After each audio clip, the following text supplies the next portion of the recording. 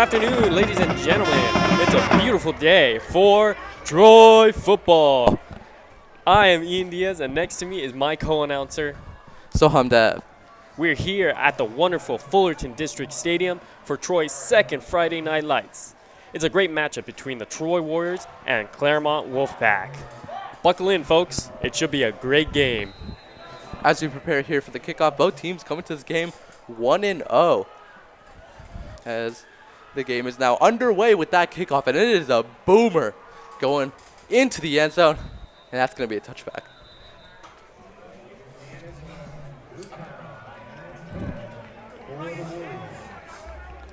It's a great day for a game, folks. It's a beautiful day. Just an absolute great matchup between two great teams who are both coming off good wins. Last Friday, Troy had their Battle of the Nations matchup against Sunny Hills, and they came off with a win of 38-6. 38-6. Saw a star performance by Vanderploeg there, had brought down 2 touchdowns for 155 yards to go along with it. Looking for a similar performance maybe this game. And Caleb Huss off of a 75-yard run. As we gear up here for the first play of the game, let's see what Troy's going to start the tone off with. They start with a run there to Caleb Huss. He's going to go to the right there, and he's going to be brought down after a little shove there for around a gain of 6 yards. Last year we saw a lot from Caleb Huss as they utilized him and Ethan Munt in their run game. See both backs splitting carries, tend to be splitting carries there earlier on the year. See a little bit more action from Ethan Munt as we get towards the end zone and closer into the red zone maybe.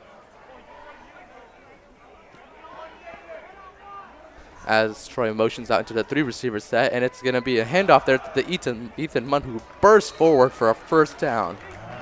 Good run there by Ethan Munt. Really, Alcala, you saw him just take the momentum and go and handing it off. That's one of the first times I've seen that play ever run. Now checking into the game to sub out Kellen Watts is number 88. That is Andrew Green.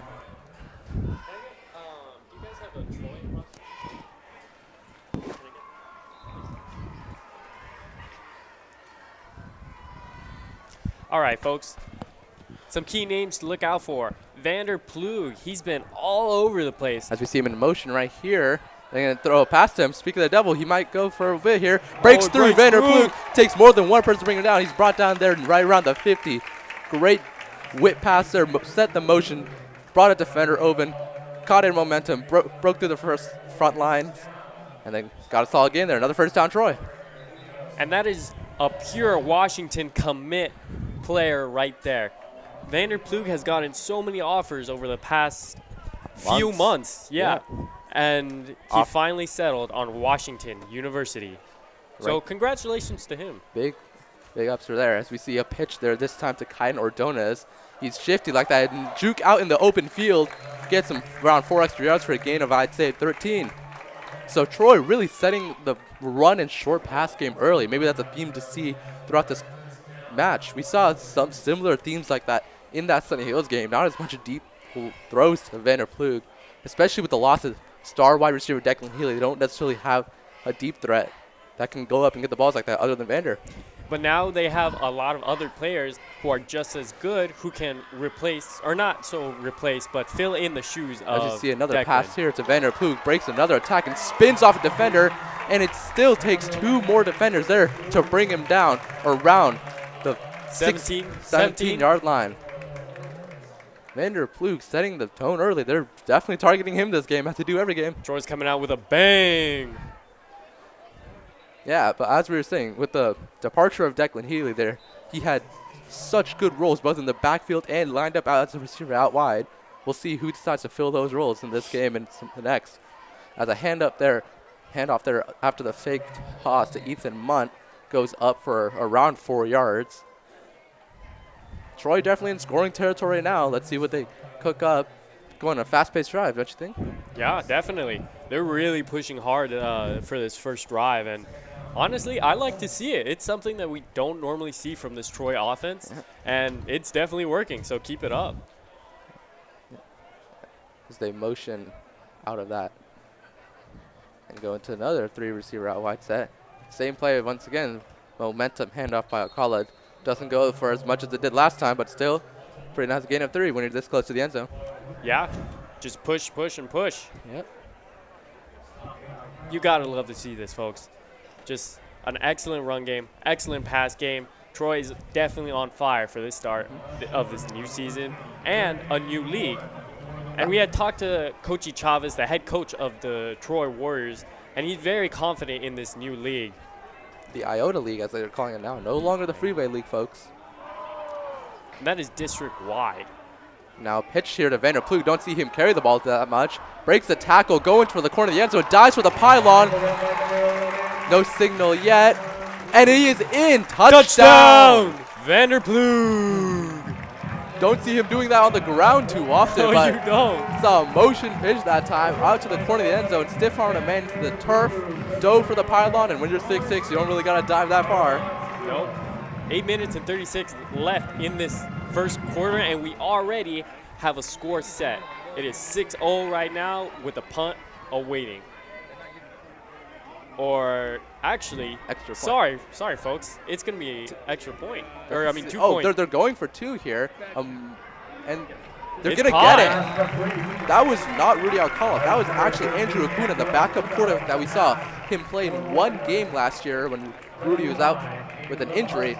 But going for 2 early, that's a gutsy call. We didn't see that last time against Sunny. Actually, I believe they did go for that 2-point conversion when they faced against Sunny last Friday.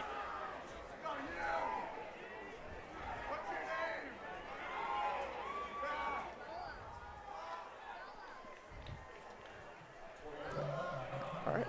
So that was a blazing fast drive there by the Warriors, scoring in under 4 minutes, and now they're starting to kick the ball back to Claremont. Let's see what they can do with the ball there. I get somebody up here who's going to be hands-on and be fully engaged the whole time. This is not okay. All right? You should not be.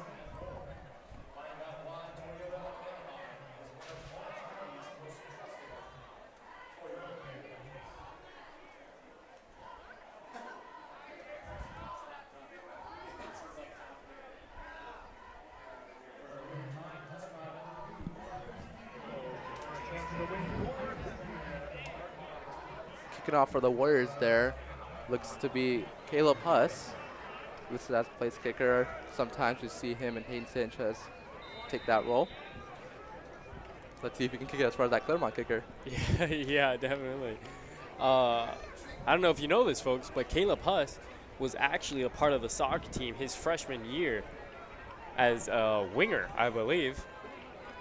So him kicking is not a bad choice. Let's see how far he's going to boom this. The sky kick there lands around the 25. It's muffed. Oh. Troy has an opportunity to get it. And they got it. The ball. It looks like they got on the ball. Refs will have to call it here. But by that initial, from what we saw up here in the box, it looks like Troy got the dive. Troy says they got it, and they do. So what a fumble there early in the game by Claremont, giving Troy 2 possessions back to back. Yeah, that was a fair. He was going for a fair catch too. There was no pressure underneath him, and it just slipped from in between his hands. Unfortunate series of events, honestly. Dare I say that was an intentional short kick there by Caleb Huss? We'll see. Yeah, we'll find out. Last year we did see some interesting kick placements last year by Coach Chavez in an attempt to try to get that ball when the receiving team thinks it's going to go out of bounds. It did work a fair few times, but this time it's just a pure muff. Troy gearing up to go on offense. I know they didn't expect to be back on the field this quick. I definitely didn't. As you see, coming in there, Jacob Santos, fullback, running in from the sidelines. So really, early on, Troy really lining up in a set and then motioning out of it, trying to see what the defense is going. See Kellen Watts there in motion, maybe a pass to him, and he's going to get his first touch of the game, and he drops it. Recovered though by by Cadence Ordonez. Kaiden Ordonez. Kaiden Ordonez. It would have to be a tough call to see if that was a backwards pass. They're going to say it was and mark it as a fumble recovered by the Warriors. So It's just not he hit him in the numbers and he just dropped it, and it happens. Honestly, sometimes we just saw it with Claremont and their kick return. McCullough dropping back to throw. Pass there to Vander, spins out of another tackle. They just cannot seem to bring him down. He's still up fighting for extra yards. That's going to make it 3rd and short. Like I said, folks, you got to watch out for Vander Kloog. He's standing at 6'6". Kind of hard to miss a man like that. Yeah, very hard to miss a man like that. So, as we're talking about filling the role of Declan, we talked with Coach Chavez. He mentioned one name to look out for, and that was Kellen Watts, the person who just dropped that backwards pass. But he's actually a transfer. This is going to be his first year playing on varsity football as a senior. He is still, don't get it wrong, he's still a freak of a human, sitting at 6'2", 201. We'll see what impact he makes here, as there's a toss there that time. Out to the edge, that's going to be Jacob Santos. And we have a flag upfield. We're going to see what the call is.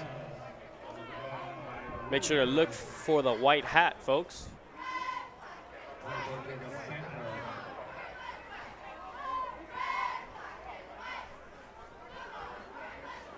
Awaiting the call here.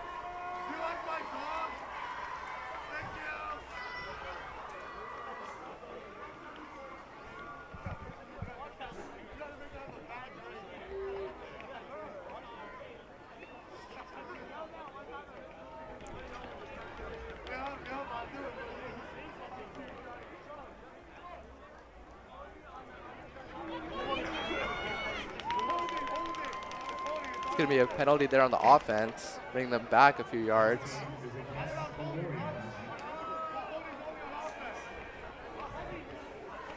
Sorry, folks. We're just trying to get what that call was. Well, that's going to make it still waiting down in distance from the refs.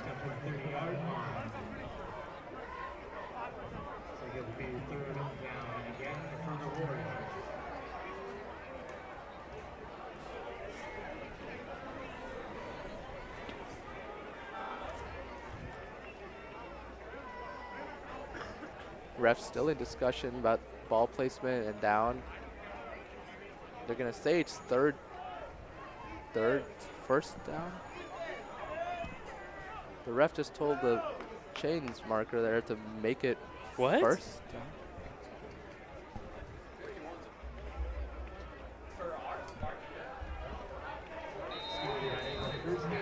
So we're getting word right now that number 51, Joseph Gonzalez, has just been injured and is now out for the game. Oh, and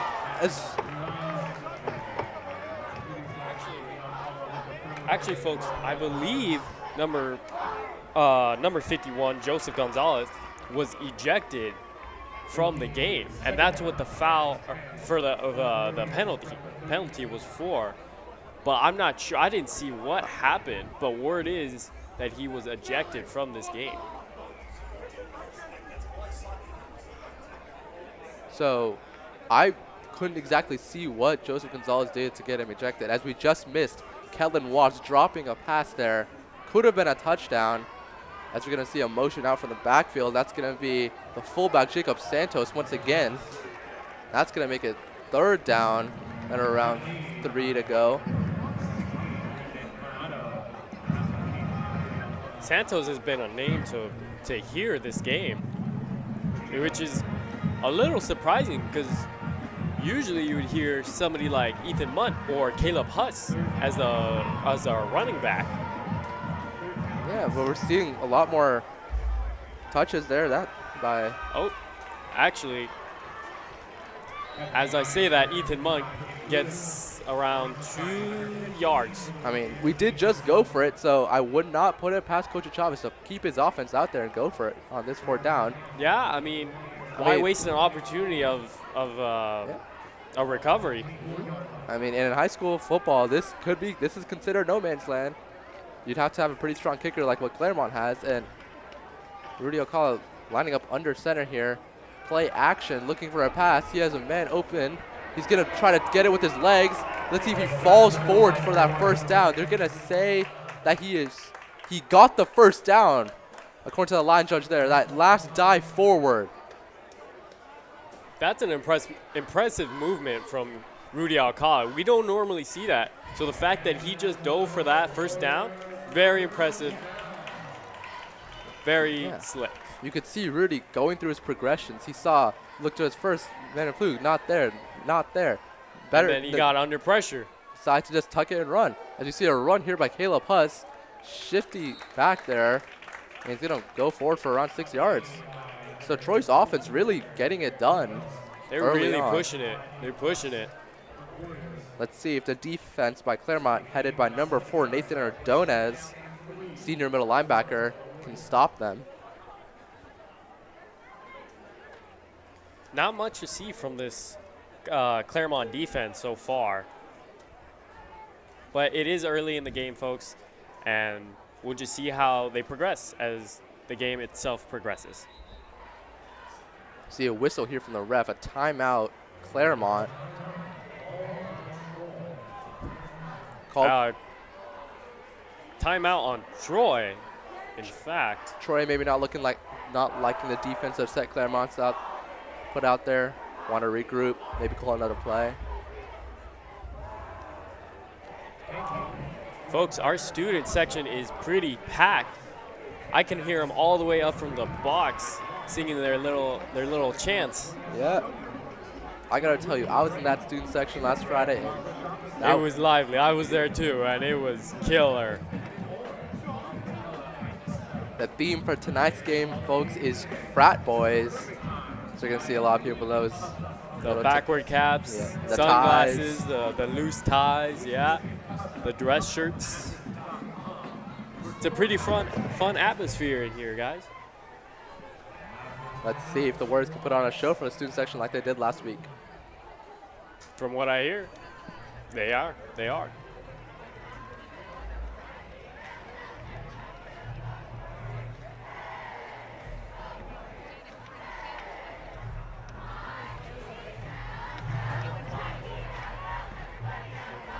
Coming out of this Warrior timeout, let's see what they decide to do on 2nd and 3. Why do you think they called that timeout? I'm not really sure, other than they didn't like what they were seeing from the Claremont defense, but who knows? See a handoff there. Ethan Muntz spins off the defender, trotting forward, still on his feet. Ethan Muntz gonna score. That run, that's a touchdown for the Warriors. Ethan Muntz grabbing another 6 here for the Warrior offense. That run looked like it was going nowhere. Spins off the first wave of defense, breaks through the linebackers, and all of a sudden he's in.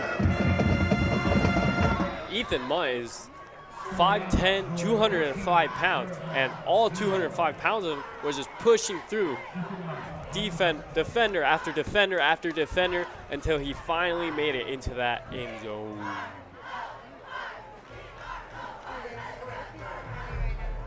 Wonderful play. Let's see if and the timeout, it really worked. Yeah. Let's see. Looks like they're going to go for 2 again. Oh, nope. They're lining up to kick. It is Caleb Huss. Kicking from the 10-yard line.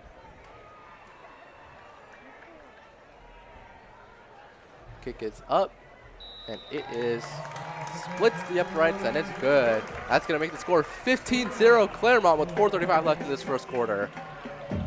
Now, we have seen a very aggressive attack from the Troy Warriors just this first quarter. I mean, Soham, what do you think we can expect for second, third, and fourth quarter coming up?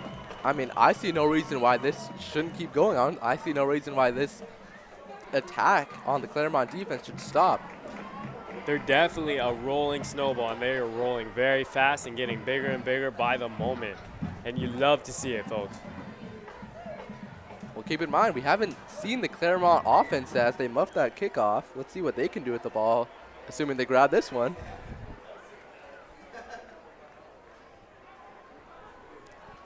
Caleb Huss, who's just on after a kick.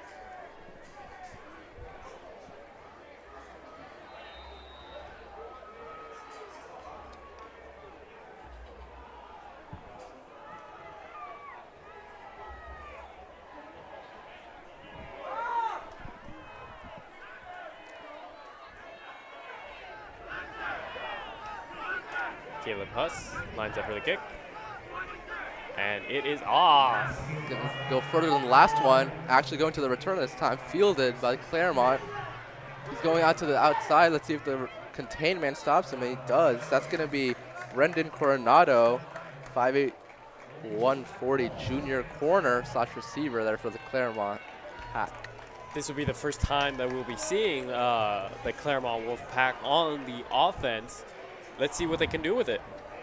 Claremont offense led by number 8, their quarterback Jared Pocock, threw for 2 touchdowns on 43 pass attempts last game, so they're definitely a pass-heavy school. You can see him commanding, as we see 5 wide right away, so you know they're ready to pass. 4 receivers line out to the right. Number 3, that's going to be Gabriel Alvarado.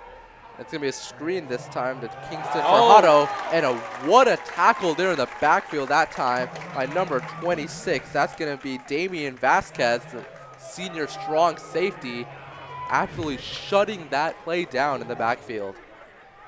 That was a wonderful play read by Vasquez. He immediately saw the play that was happening, and he rolled to his left, got in, and stuffed the play.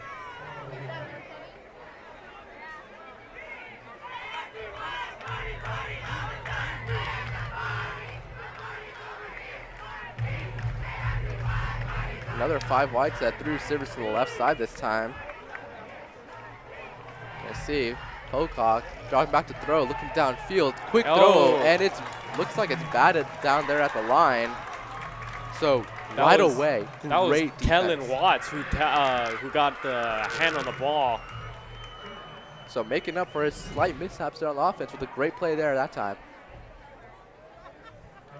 Another name, few more names to look out for is Cameron Baker, number 7, Troy's senior HB, and another one, again, Kellen Watts, once again, who is also on offense.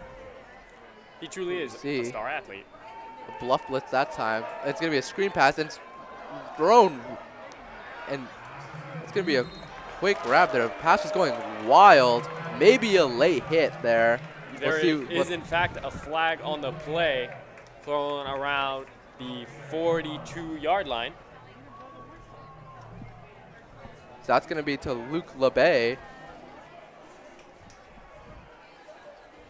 So with the 3:21 left in this first quarter, Troy, I mean, still up 15, but that penalty is going to move them to the 36-yard line.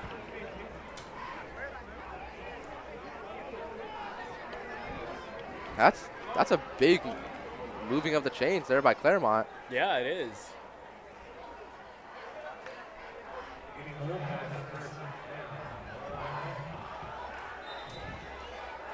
You can hear the student section chants once again. They're still lively even after that penalty. I mean, look at the scoreboard. It's 15-0 in the first quarter. We've seen some fairly unsportsmanlike plays here early on by the Warriors. Hopefully that's not a trend that continues. And another whistle blown. Timeout. I believe that's called by Claremont. So we see Vanderplug there on the Warrior bench. It's going to be a 1-minute timeout.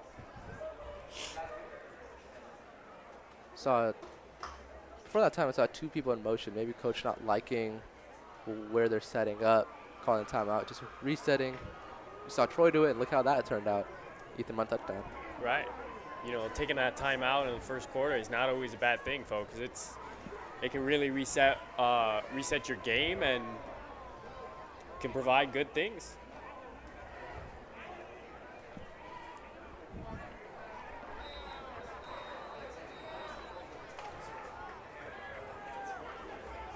Claremont offense coming back to the line. They got some big boys on that offensive line. Yeah, they do, Soham. Oh, man, they really do. And another whistle blown. Let's see what the refs say this time. Blow the play dead.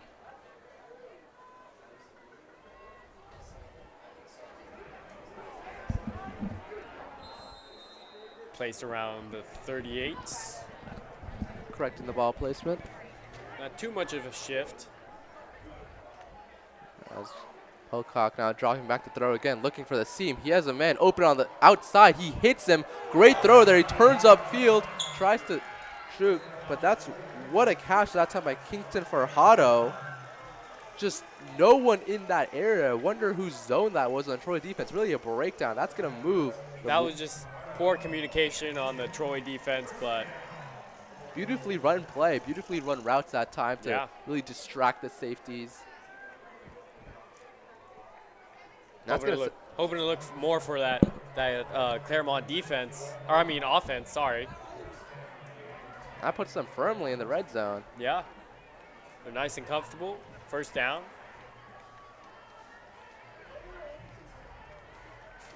And see what they go with here. Probably another pass, I'm assuming. It's going to actually be a handoff that time to Gabriel Alvarado.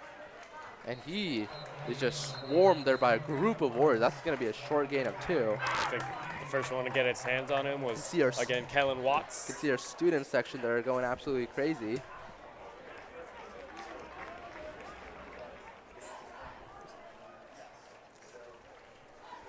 If you saw, folks, that person holding that Troy flag was our wrestling team captain, holding his flag, being a proud Warrior. So it's going to be 2nd and 10 with 2:22 and counting in this first quarter. And we're going to get another whistle. Got a second down, the 15. Claremont looking to put a dent in Troy's 15-point lead. Looking like they're switching the game ball here. Hopefully no deflate gates going on out there. I don't see any Tom Brady, do you?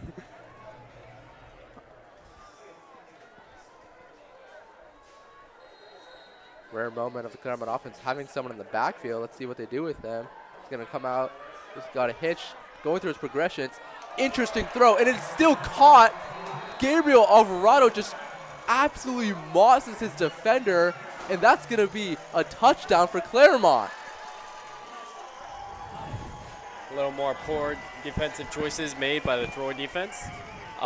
He just did not get up in the air high enough, and his man was kind of uncovered a good amount.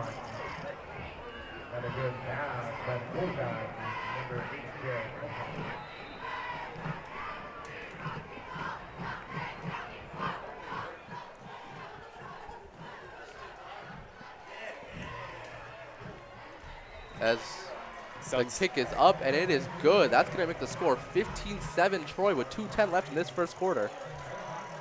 Sun's going down, folks. It's about to get more and more interesting at this Troy Warrior Nights. Friday Night Lights. And don't forget to stay tuned for our halftime show. We have color guard, we have dance, and I believe we have a cheer performance as well. Yep, stay tuned for all that, folks. It's going to be wonderful performances by all of our wonderful Warriors. Troy looking to answer back with 2:10 left in this first quarter. For Kellen Watts' first broadcasted game, he's not doing too bad. Doing pretty good on defense there, banging down that pass. And offense. Defense and offense. Yeah. Once again, he transferred here his junior year. Spent a year there on junior varsity. Chavez really liked what he saw. As setting to kick off, Carter Montgomery for the Claremont Wolfpack. According to our sources, he is a 4.5-star kicker, so he can really boot this thing. I mean, we saw it with that first kick of the game. Yeah. Going to a lot of Cole's kicking camps, maybe. Perhaps a little soccer in his old days. This one, Another similarly, booted. you're gonna maybe let it sit there for a touchback. For the Warriors on 25 to start this drive off. Let's see how the Warriors will react to that touchdown made by the Claremont Wolfpack. Do you think you'll see any adjustments in the Troy offense maybe after that quick score? You know what? It's hard to say, Soham. I mean, they've been sticking to that really aggressive style of playing, going with that run-heavy offense and the short pass game. If it ain't broke, don't fix it, am I right? Yeah, you're right.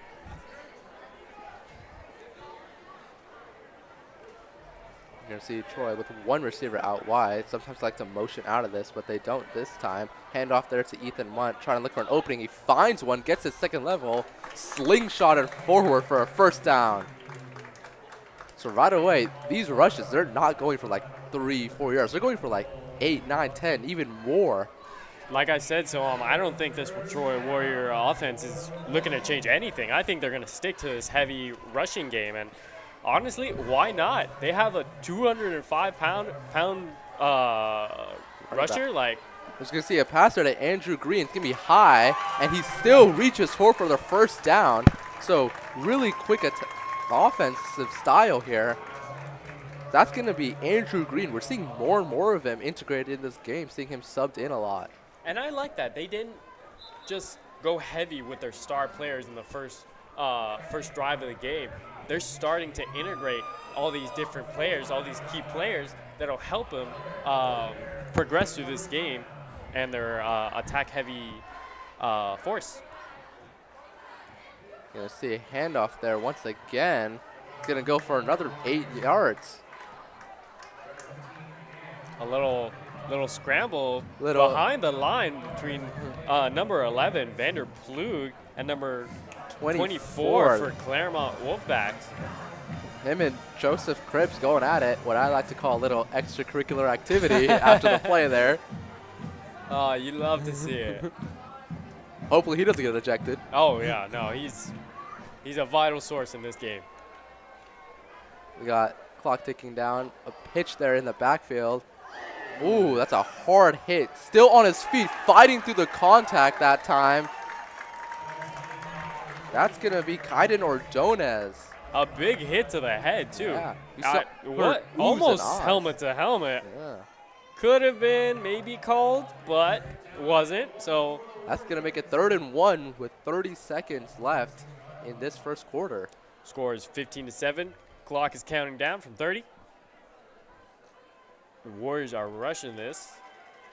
Trying to get as many plays off before the quarter. And they hand it off that time to Ethan Munt, who's just trotting forward, getting double-digit yards almost every single run. That's going to be another Warrior first down. Yeah. I won't be surprised if this player gets Athlete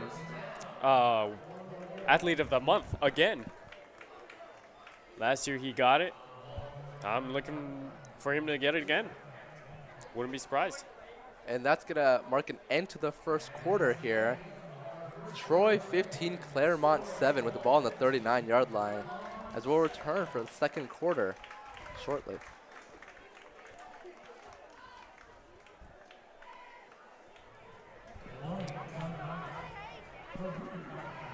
And joining me now, replacing Soham Dev, is Luke from Claremont. Hi, thank you so much for having me here. It's an honor. I want to give a huge shout out to the whole Troy program, the whole broadcasting program. I mean, you guys have an awesome setup here. It's fantastic. Yeah, it's definitely something. We're proud to have it. We're proud to share it. Oh, yeah. And what do you think of Claremont and Troy in that first half? You know, you saw strong passing offenses from Claremont and strong rush offense from Troy. Yeah, definitely. I mean, Troy is really pushing Claremont. I mean, they're going fast, they're going heavy, and it's something that we don't really see from these Troy Warriors. And with Claremont, I mean, they had a rough start with that drop of the ball and that first kick, but they came back, they scored, and I'm hoping to see more of it. Might have a little disagreement there, but if you don't know, I'm from Claremont High School. We have our own broadcasting program here. Thank you to all the Troy people having to put up with some Claremont broadcasters for their home game, and thank you to all the Claremont people for tuning in, even with some, some Troy people. But before we get into the game, before we get into the second quarter, I'd like to thank some sponsors that help our program operate: Corky's Restaurant, JJ's Construction, LA Custom Pools and Spas, Material Culture Consulting, the Foothill Gold Line, Western Allied Corporation, Mechanical Contractor, the Coliseum Sports and Medicine, Pomona Valley Hospital and Medical Center, as we have the first run there for, looks like about 5 yards before he's brought down. Looked like that was number 5, Caleb Huss. And like I said, Caleb Huss is somebody to look out for as well. He's our senior running back, and he's been at this since his freshman year. He's a 4-year veteran, and we see a lot from him. He's contributed so much to this Troy Warrior rushing team, and he's been the center of all of it. He's a great 1-2 punch with him and Ethan Munt in that backfield, which has really been giving the defense for Claremont a lot of troubles to start this game. As we have 11:18 left to go, Troy leading by 8, 15-7. Little motion there by Claremont as steps back. It's the quarterback looking for somewhere to find. He's throwing to the end sideline, and that will be out of bounds. And, you've watched a lot of Troy High School football. Yeah. And you've talked about some players that are, you got to watch out for. I mean, we've seen Vanderplug absolutely take over that first drive. Right. 3 guys couldn't even bring him down. Do you think there's anybody that could step up in this second half? Or the second quarter, excuse me. I would say look out for Kellen. Kellen is somebody definitely to look out for, It is his first year on the varsity team, but I don't discredit him for being a great player as he lines up on the left side of the field.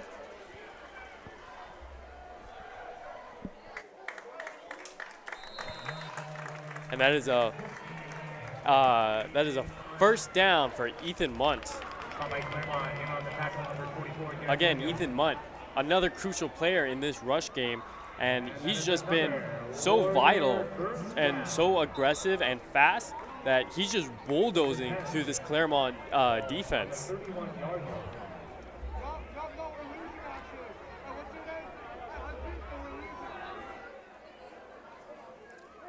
A little shift in the line.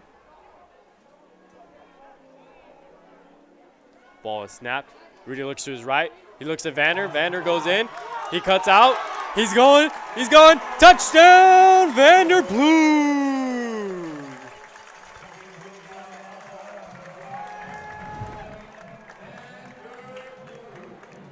Vanderplug with that excellent play, and Rudy Alcala with that excellent throw to him.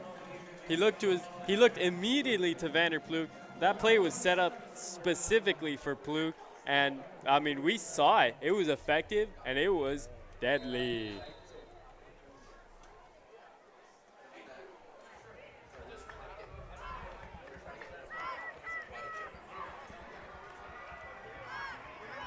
It looks like the Warriors are going for another 2-pointer. They've been doing this all game. Sorry, we had some technical issues in the booth, a little bit of setup differences. And looks like they'll be adjusting back to the 1-point kick. Could be a fake here. It looks like the Claremont defense might be expecting it. There's the snap. There's the kick. And now goes straight down the uprights. Little low flyer there as it's now 22-7 Troy. And, I mean, mentioned Vanderplug, and you saw it there. Yeah, right there. He has not disappointed at all this whole game. And there's a reason why he's a Washington commit. There's a reason why he's gotten so many offers from so many of these prestigious schools. And you just saw it, folks. I mean, that's the reason right there for you. He doesn't need to spell it out. It's just right there. And someone he kind of reminds me of once he jumped to the pros is, LA player Puka Nakua showed a lot of physicality with efficient route running. And, I mean, you saw him make 2 Claremont defenders run into each other. It's yeah. He has a lot of moves in his arsenal. He definitely does. And we expect to see a lot more. But as a Claremont student, who would you expect to match up against Vander? Man, that is hard. Last year, if you had to ask me, I thought that our defensive back room was probably one of our weaker ones, and there were some major departures that we had. Max Leaper was tall, and he could definitely defend him, but he transferred to Etowanda and then Rancho, so he won't be seeing action here. And Carson Grillo was somebody that I really liked, but I saw him not in uniform, so he might be. I would guess he's missing this game. I think it's going to be a committee thing. You got to have 2 guys on him to bring him have a chance. I completely agree. Vanderplug is just one tough cookie. As there's the kickoff, that'll be a liner straight to number. Looks like that's number. Couldn't get an ID, but there's a flag on the field to see. Bit of roughhousing, maybe. Could be. We've seen a little bit of, some feisty contact with Troy to start the game. Claremont played their first game versus Diamond Ranch very disciplined. I think they maybe had 1 or 2 offsides, and that's something that this program is really trying to nail in. I talked to the head coach, Coach Karen, and he's very much about having discipline and about looking forward, keeping one day the same. And we've definitely seen that discipline from Claremont. I mean, maybe there was 1 flag against them this game, and that's about it. Whereas Troy, they've had about 5, 6, and it's a little disappointing to see, as a Troy student, to see so much yellow from this Troy offense and defense for that matter. But all we want is a fair game and a fair matchup against these 2 great teams. Totally, and I mean, this is a really underrated matchup. You had Claremont pulling off the upset last week. Can they do it again? That's the question, but it didn't happen last year for sure. That was a whooping by the hands of Troy. But Claremont looking for a little bit of revenge maybe. Yeah. And I always love an underdog story. As we have Jared back in the pocket, he's scrambling out. Looking to throw that to number 9. That's Kingston. Had a great play earlier before he's tackled out of bounds. That is number 10 for Troy. That's Hayden Sanchez, the senior. And Jared's not really a mobile quarterback, but he can get out of the pocket when needed. Yeah, as all quarterbacks do, and that's something you need as a quarterback. You need to be able to have that ability to move and to adapt to the pressure that's oncoming.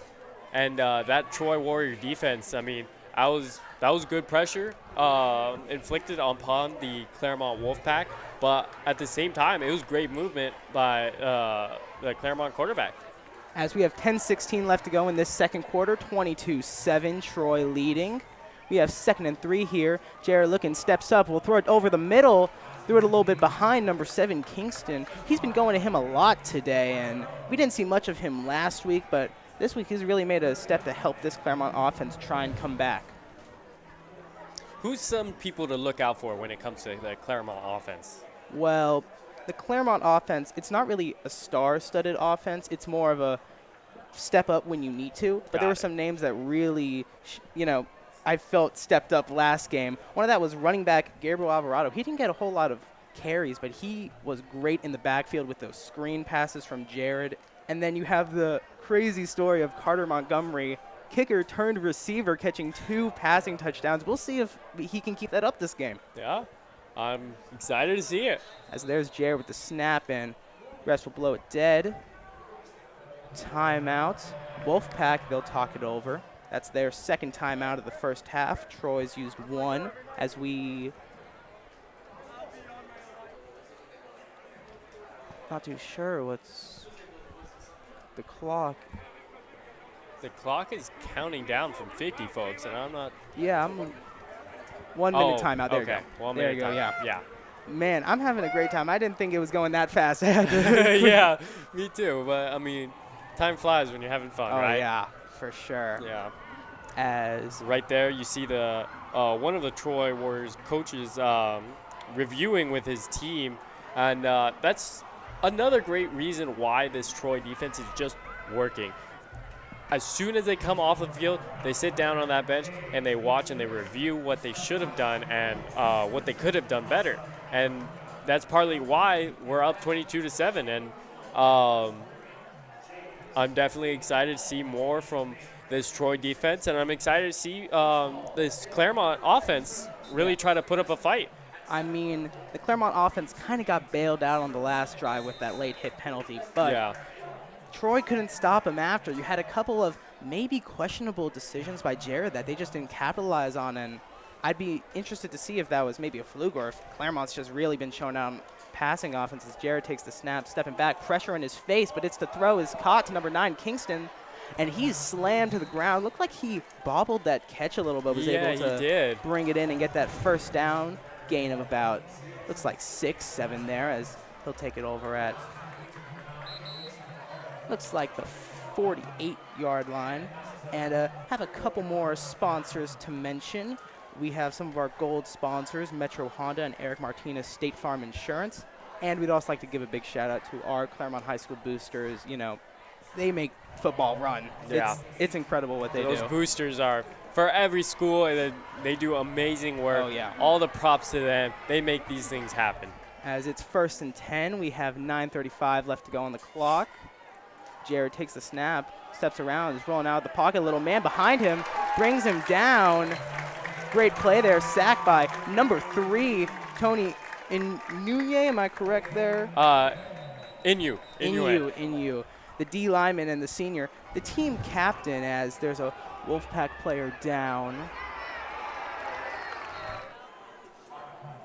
Yeah, we can't see who that is, but there is Claremont player down on the floor. On him.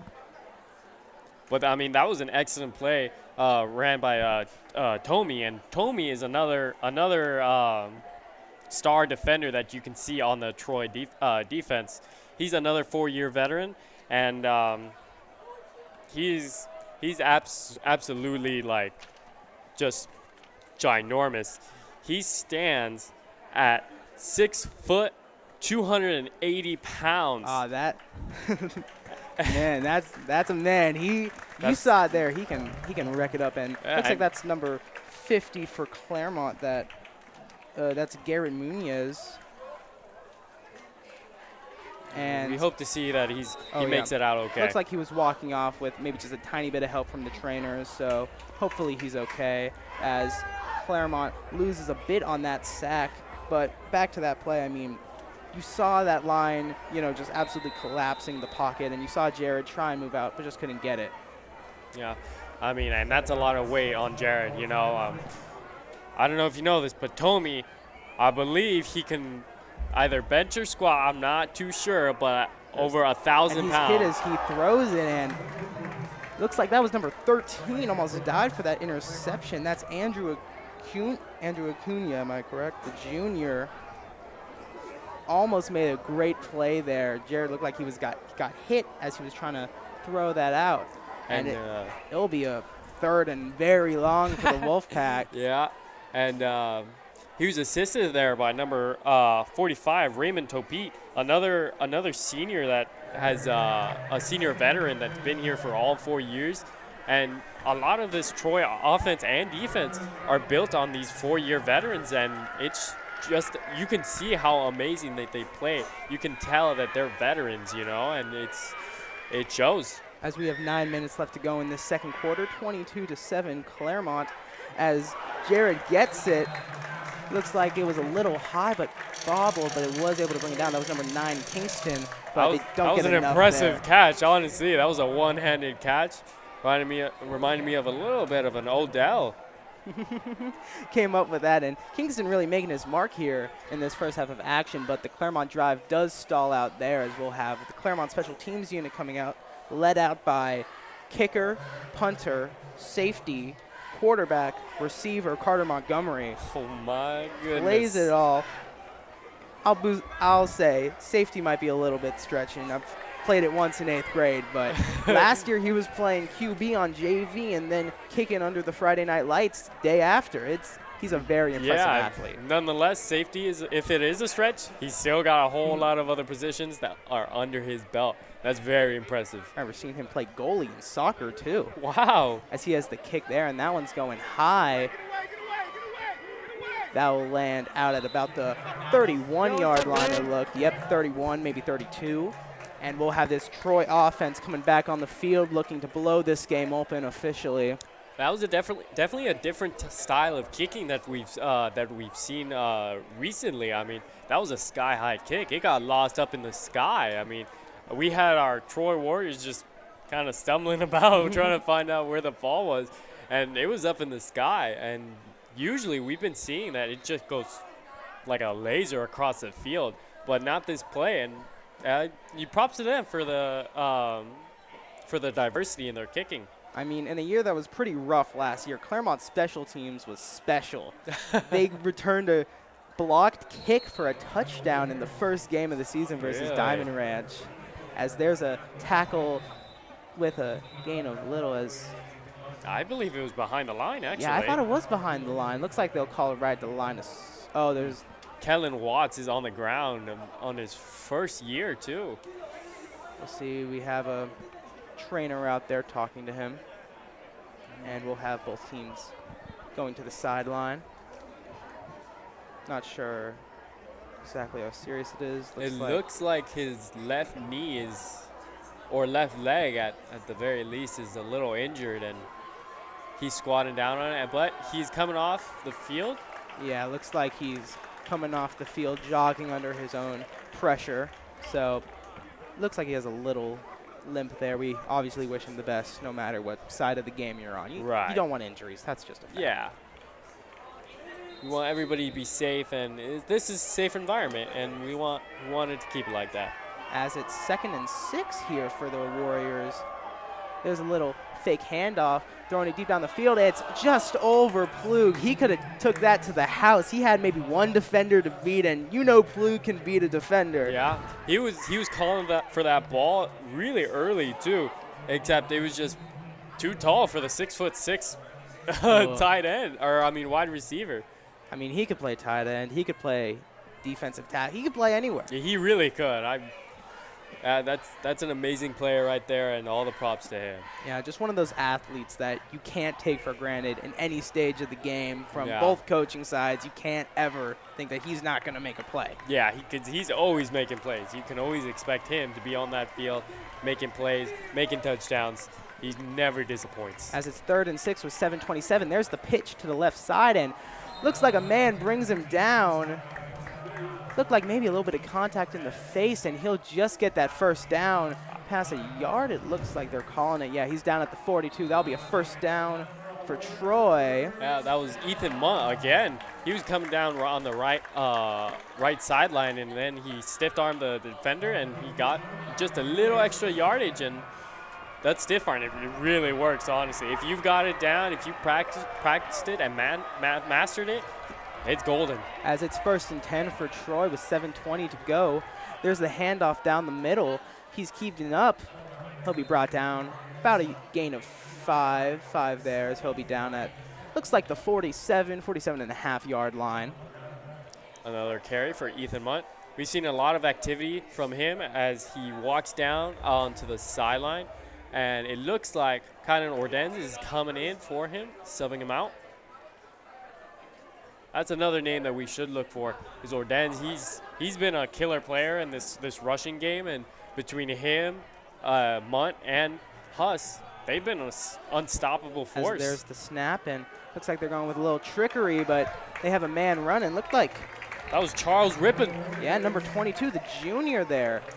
Great run there. Just got out to the right side of the field and was able to get it at, looks like maybe they're going to be calling it 3rd and, oh, there it is. Yep, first down signal. Okay. Oh, yeah. Yeah, first it down. Should be a first down. I thought he just got over. Yeah, I mean, at the very least, inches. Yeah, which, you know, this rushing attack can work with inches. Yeah. It's 1st and 10 now. A little bit more of that fake double motion they're going, as it's a deep throw, and it's a little high, but Vander had a shot on it, just couldn't get it down. Number 24 was in his way, Joseph Cripps, the shepherd. Great play there by him. Yeah, that was a good coverage, and not an easy man to cover. Oh, no, not an no easy means man at to all. cover. And I think you saw a couple guys on there roaming around him, which I think is exactly, if you're Claremont, that's what you got to do. Yeah, that's what you need for this passing game. Yeah. Now, the defense side of the ball is led by Jacob Caron's father, Roger Caron. And, you know, Coach Caron told me that his father really got him into the game, as there's a great run there by number 6 as he breaks a tackle. That is That's number 5, excuse me. That's Caleb Huss, the senior, showing out. And that's a touchdown for Troy as it's 28-7 now. Oh my goodness. Another long rushing yardage for Caleb Huss. We saw last week against the game on Sunny Hills, he got a 75-yard rushing game, and it was beautiful, just as this play was beautiful as well. I mean, like I said, Caleb and Mont and Ordenz, they've been killing it in the running game, and I don't see them slowing down any little bits. And we've seen a lot of that kind of down the middle run. There, you saw him break out to the outside, had 1 or 2 men to beat, and brought it to the crib. As we would also like to apologize for not having a score bug this game. We'll try and keep you updated as the extra point is good. 29-7 now with this Claremont returning team coming back onto the field. We'll see if they're able to get that. And just look at that run there. Yeah, that was, like you said, straight up the middle. He cut right, and then he just blasted right into the touchdown.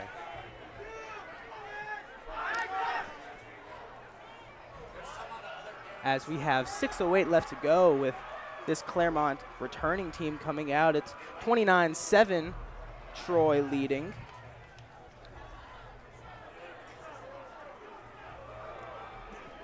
And we want to thank you to our partner, Custom Comfort Mattress. Get the mattress of your dreams at one of their 8 Southern California showrooms, including Brea in the Brea Plaza Shopping Center on Imperial at the 57, and in Orange off Catella and Glassell.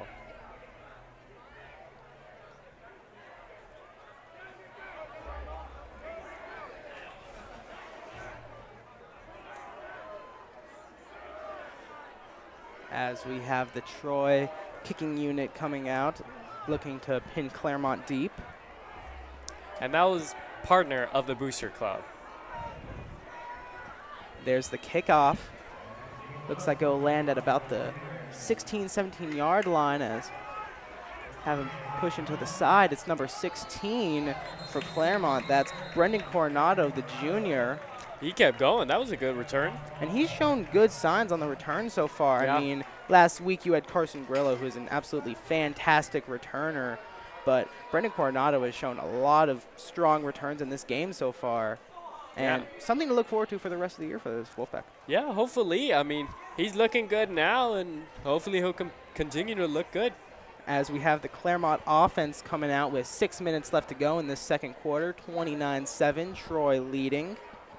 Now, this offense has been a lot of passing.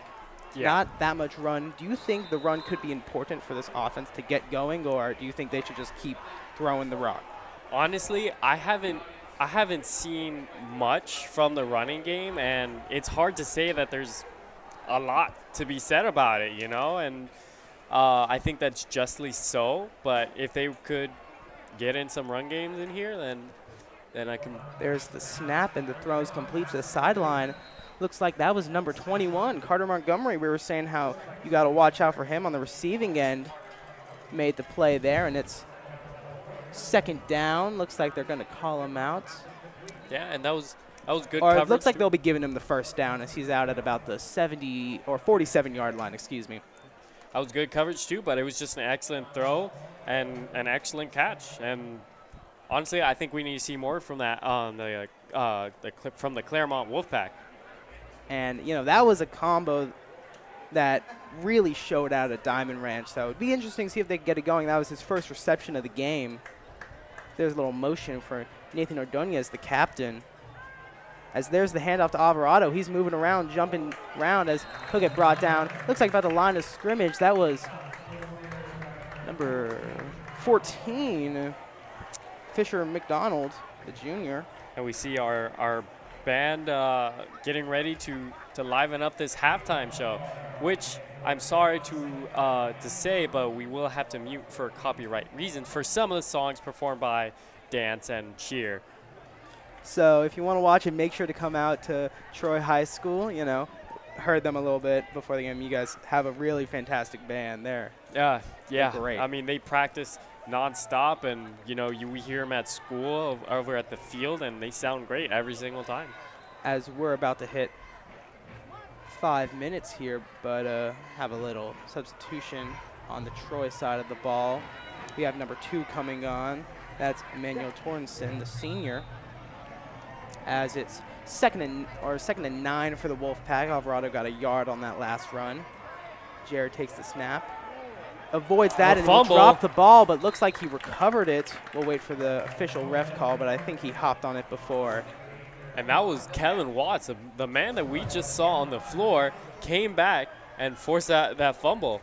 And that's now very impressive. Lose Claremont about 5-6 yards there, as it's 3rd and 14, 3rd and pretty long for the Wolfpack, but Jared has the arm to make a play here if needed, but we haven't really seen a lot of those deep throws for the Wolfpacks all season so far. Maybe it's a card in their sleeve. Maybe. And Jared does have the arm to throw it down, so I wouldn't be shocked if that's what they try to do. We saw some fades attempted last week. Now as there's pressure, he's stepping up and will throw it. Oh, and it was almost intercepted by number 2, Emmanuel Torrenson. Makes the play. He's been showing a lot this drive. Yeah, I mean, he's definitely stepped up as one of the other senior players here, this 4-year veteran. I mean, he definitely deserves a right to call himself that veteran and call himself one of the greats, because as you just saw, he was able to get his hands on that ball, except only he couldn't bring it in. Couldn't bring it in. It looked like it was a little off place by Jared, too. There were a couple guys over there, but just couldn't hit either of them, as we have the punting team out for Claremont looking to pin Troy deep in their own territory. There's the snap. There's the punt, and it will go out of bounds at about the 33-yard line in Troy territory. That was it was a high kick. Yeah, high kick. I wouldn't call it a beam like he has been for the last few quarters. Saw a little bit of maybe like a spin on it. Yeah, I don't know. something looked weirdly. Something looked a little off. Maybe like a pinky got on it or something. I'm not too sure. And this Troy line, the trenches have really shown out. I mean, you've just seen them run the ball, and you've seen them get nonstop pressure on Jared all game. I think if they want to hold on to this 29-7 lead, keeping the trenches fortified is a big part of that. Yeah, for sure. And I don't doubt that these Warriors can do that. You know, they'll keep up the pressure. They'll keep up this fiery ball of resistance, and they'll keep going. As we have 4 minutes, it's first down. There's the screen to the left side, and there's a flag on the play as he's standing up. Wow. 3 flags. Lots of flags. 2 from the back, 1 from the front. Looked like that was number 15, Ethan Munt, with the catch, and we'll see what they call it. I didn't exactly see a penalty from up here. Neither but did I. Looks like the refs did, and you know, when you see 3 flags come down, it's definitely something.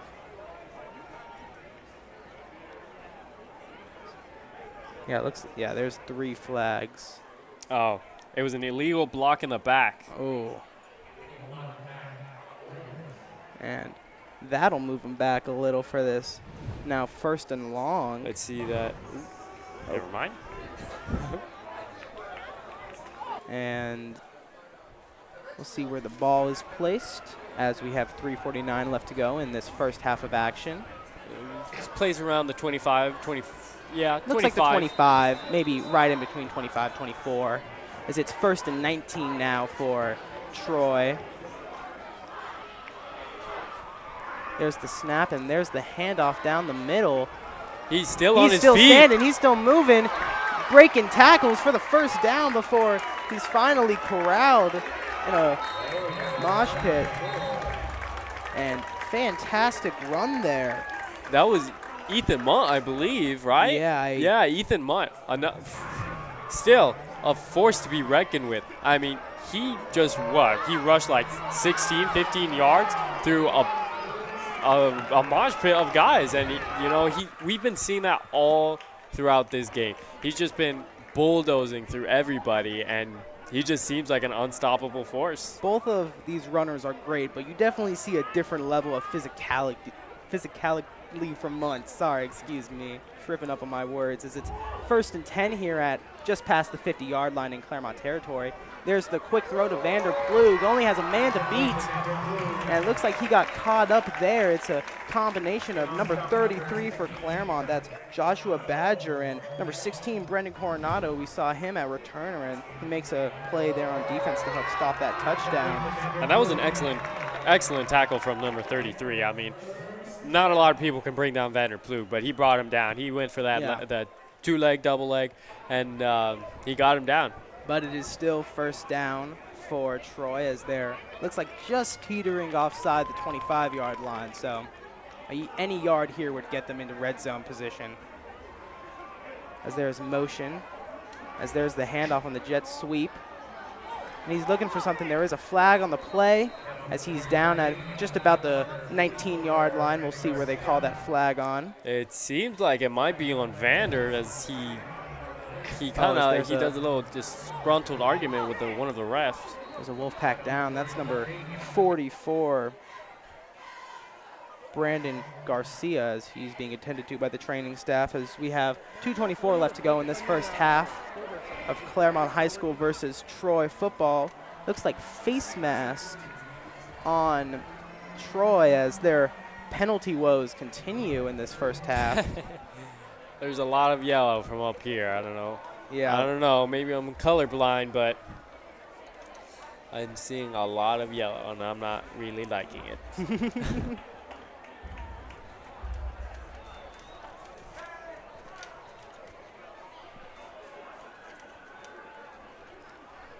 For your halftime entertainment, the Warrior Vanguard will perform for you their 2024 field show entitled Strength and Honor. With music from the movie Gladiator, drum major Noel Gomez. Are the Warriors ready?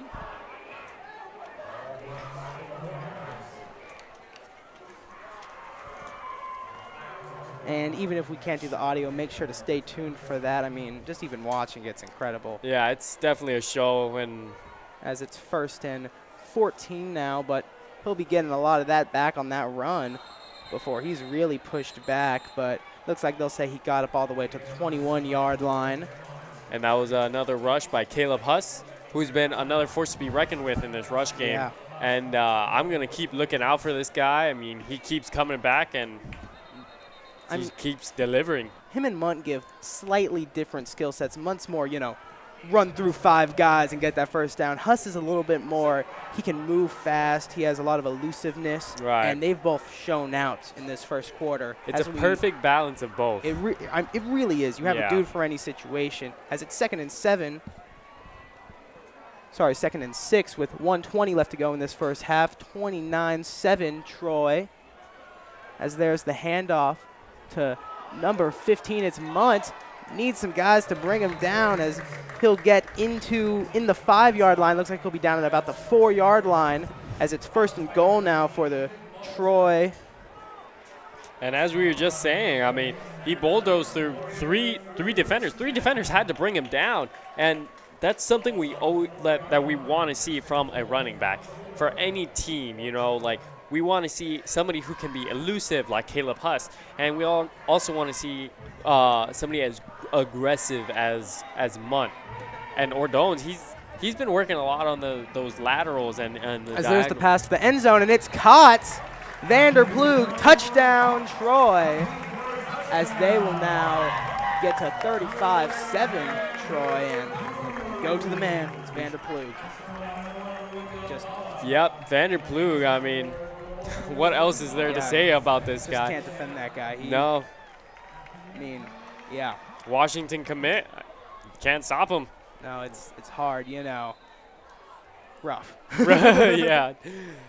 Score is 35-7. Troy with like 39 seconds on the clock. Going for that extra point attempt. We have seen them get that 2-point conversion first drive of the game when they scored off another touchdown to Vander Plug, but now we only have 39 seconds left to go in this first half. There's the snap, the kick, and it looks like it will be no. Oh. Wait. That was a miss, right? Yeah. Yeah, miss. I think we saw opposite calls from the refs there. I saw. I think we did. Yeah, there you go. There's the crew chief calling it a miss. You saw Okay. man on the far side give the all good Yeah. and man closer to us give the miss. A little Yeah, a little confusion. bit. Yeah. But we'll keep it 35-7 now for Troy with 39 seconds left to go. We'll see if Claremont can do anything before this half ends. Their last game, they final drive before the end of the half, moved all the way down the field and were able to score on a Jared Pocock QB sneak. Now, you don't know if that's going to happen this time, Right, but you got to hope that maybe you can get in field goal range. Carter has a leg. He could hit it. Yeah. I mean, we've definitely seen him use that leg as a powerhouse, and it hasn't disappointed yet. And, I mean, I'm surprised that Caleb Huss missed that field goal attempt because he's been a pretty good kicker in this game, too. And that's not something that happens very often. Caleb doesn't really miss. I think that was his first miss of the game, am I correct? It was, yeah. And, I mean, Carter, really good kicker, so he can hit it once you get past that, 35-yard line. I've seen him do it, 4.5-star rated punter, I believe, 4-star rated kicker. As we have 0:39 left to go in this first half of action, Troy leading 35. Claremont only has 7 and looking to keep their hopes alive and score before the end of the half. There's the return as he's just running straight into Troy defenders. That was again number 16, Brendan Coronado, as we'll see the Wolfpack offense take the field at about the 26-yard line. And the man who made that tackle was Kingston Watts. Kingston, I'm pretty sure Kingston stands at a very tall 6'4". That's a lot. That's a lot of height for me. I'm standing at like 5'8", and 5'8", standing next to Kingston, it's like 5'7". and Yeah. we're just looking up at Kingston. Oh, you yeah. know? I mean, there's a reason we're up here and they're down there. Right, we gotta see him somehow. And Jared's going in empty here with just 30 seconds left to go in this first half, and he'll throw it to number 15. That's Bix Lazar as he's trying to fight through that tackle but just won't get it. He got 5 yards there. It looks like 4 yards, excuse me, down at 30. Clock's ticking down. It looks like they might just let this half end. Fisher McDonald's on for the tackle. And I'm not sure if you saw that, folks, but Fisher he did a little scorpion move. He was bent backwards a little bit, and that looked like it hurt. And, yep, they'll burn the clock till the end of the half. Now, Troy leading 35 to Claremont 7. I mean, what were the highlights you saw from Troy in that first half? Where were their strong suits, even though, it's everywhere. I saw a lot of Vanderploeg. That is what I saw. I mean, that was his third touchdown catch, and I honestly expect to see more from Vanderploeg. And it's that first half, and it's already 35-7, Troy, and I'm not sure. Do you think they'll slow down? Do you think Claremont will stand? I think it's all in the trenches. I mean, the Troy offensive line was fantastic, and same with their defensive line. If those hold up, it's going to be a hard second half for Claremont. But thank you all for tuning in for this first half of action, Troy versus Claremont. And now on to the halftime show. Enjoy.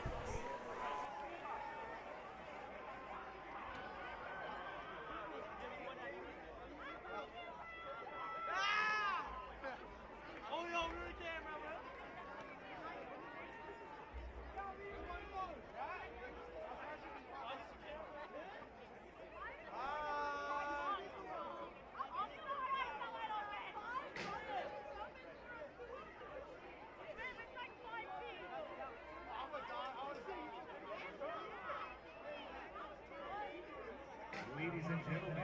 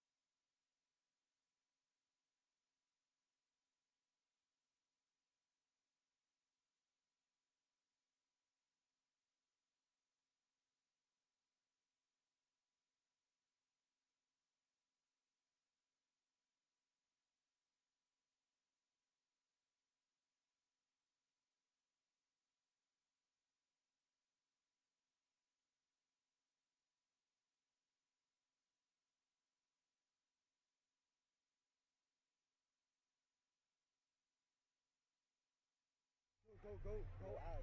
Oh shit, I'm in! Oh shit! I'm in! Big fancy, I don't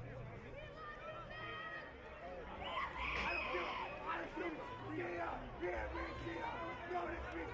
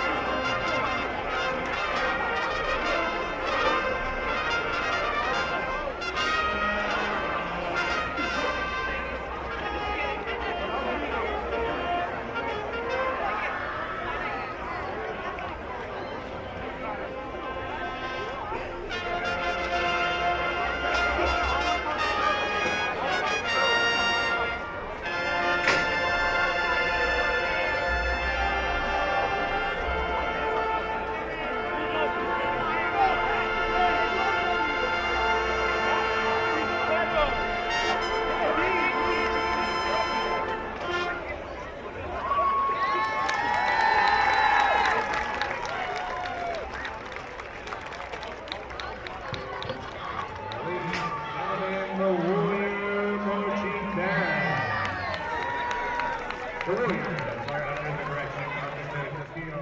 Makes the parents supporting their children in the art of music and performance. What a great halftime show from our Red Hot and our Warriors. Also, camera 3 is on 8%.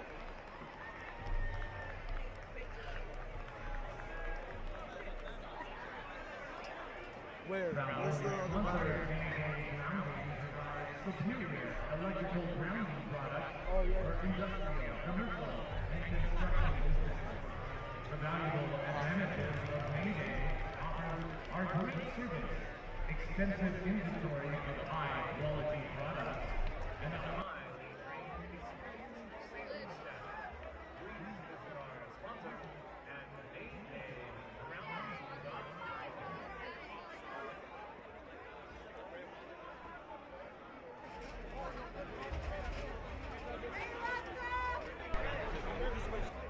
Yeah, I put it back in.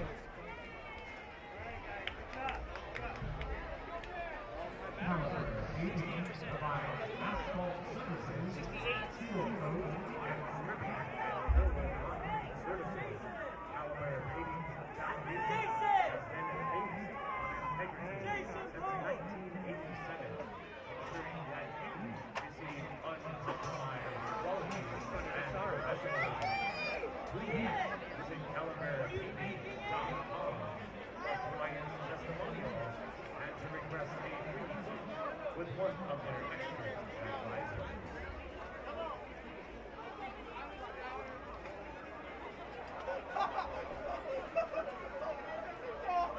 You can do it, Becky!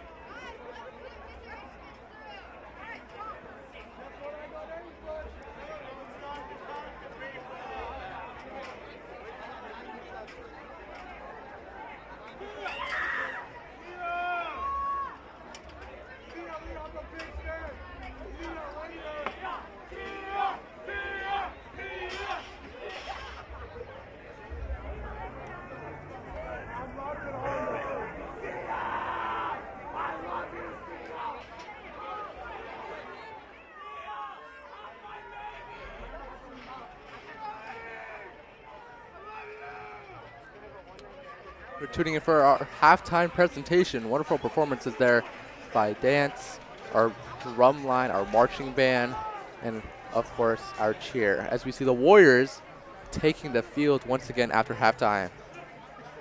They come in with a commanding lead of 35-7. Let's see if Claremont can stop the Warriors, see what they drew up there during halftime, any defensive game plans. What adjustments do you think, Eduardo, Claremont will make to stop the Warriors? I mean, honestly, the defense has really been a main thing that we stood out from last game. And honestly, I mean, it's been really been a shell what it was last game. I mean, they've allowed many third downs, especially early in the game. There was a lot of third downs that they could have stopped them, and they could have really prevented these touchdowns, but it just piled it up. And honestly, this defense just has to not give up. It has to stick through. I mean, and who knows? I mean, you never know. Yeah, I mean, for the tide to switch, we do need to see a quick attack by the Claremont offense, followed by stop after stop with their defense. So it's going to be tough coming back from this 35-7 deficit. Oh, yeah, and then for sure, they definitely have the potential to. I mean, this defense, when it's locked in, it's really been lights out. And although it hasn't been the case so far against Troy, I mean, it's totally possible. And they really just got to stick through, though. I mean, that's the main thing.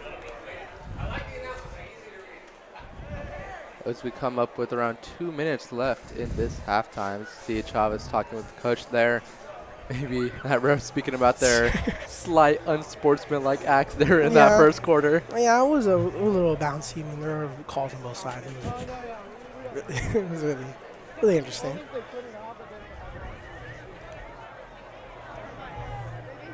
See both sides warming up right here. I mean, about you too. What were some highlights you definitely saw from Troy that they capitalized here against Claremont? So we saw multiple touchdowns from Vanderploot, but I don't think that he necessarily is the story of the game. I think the story of the game for the Troy offense is their ground game. Ethan Munt and Caleb Huss, they've had multiple very long rushes. Even taking away the long rushes, every single run they get is going for 8 to 10 yards. They are averaging a lot of yards per carry, and that's something they look to continue in the second half. Yeah, I mean, that defense especially, I mean, Claremont's run defense was playing great last game, and now seeing how it's playing against Troy, I mean, this defense is definitely needs to lock in here. I mean, they have star players. They definitely have potential, and they stopped, like, they haven't been completely dominated on the run, but yes, there have been many bad run plays, and they've allowed a lot of yards. I mean, and honestly, it's up to this defense here to really certify comeback. We'll see how things turn out in the second half. Got around under a minute now. Warriors receive the opening kickoff, so they will kick it now to the Claremont Wolfpack. Coach Karen talking to his Claremont team, first-year head coach. I mean, he's honestly, I mean, for the team that Claremont was last year at 1-9, I mean, already getting a first win against Diamond Ranch was huge, considering that season we had. I mean, obviously not playing the greatest football here in Troy, but I mean, it honestly has been amazing. We already got a win. I mean, definitely something we didn't expect so quick from a new head coach, new program. Because, like, I'm pretty sure 90% like most of these coaches are new. They came in with Coach Karen in his system, and they've been perfecting it all off season. He came a little late. I mean, he's been doing great, man. Yeah. Coach Karen especially focusing on that really air raid offensive style there. But against this Troy defensive line, when you have people like Tomi Inoue on that defensive line, there's just Jared Pocock is just not getting time to be the pocket passer that he is. He has to improvise a lot more than I think he would like. I mean, yeah, I mean, especially this D-line has been getting to him a lot in the first half. I mean, the trenches are a really, really, really important thing. And honestly, you know, and that's something we as Claremont need to work on. In last game, they were playing great. I mean, obviously, it's on and off. You got to perfect it. You got to get mechanics down. And in the end, it's all really going to go on the offensive line. They got a lot of pressures, and, you know, that's something they hope to improve. Troy getting ready to kick the ball off to the Wolfpack here. That's going to be Caleb Huss. Missed the extra point earlier in the game. As that's going to be a boot there to around the 15-yard line where it's fielded. You can see the Claremont, and they're dragged down pretty quickly right around the 25-yard line. Call flag. Flag on the play.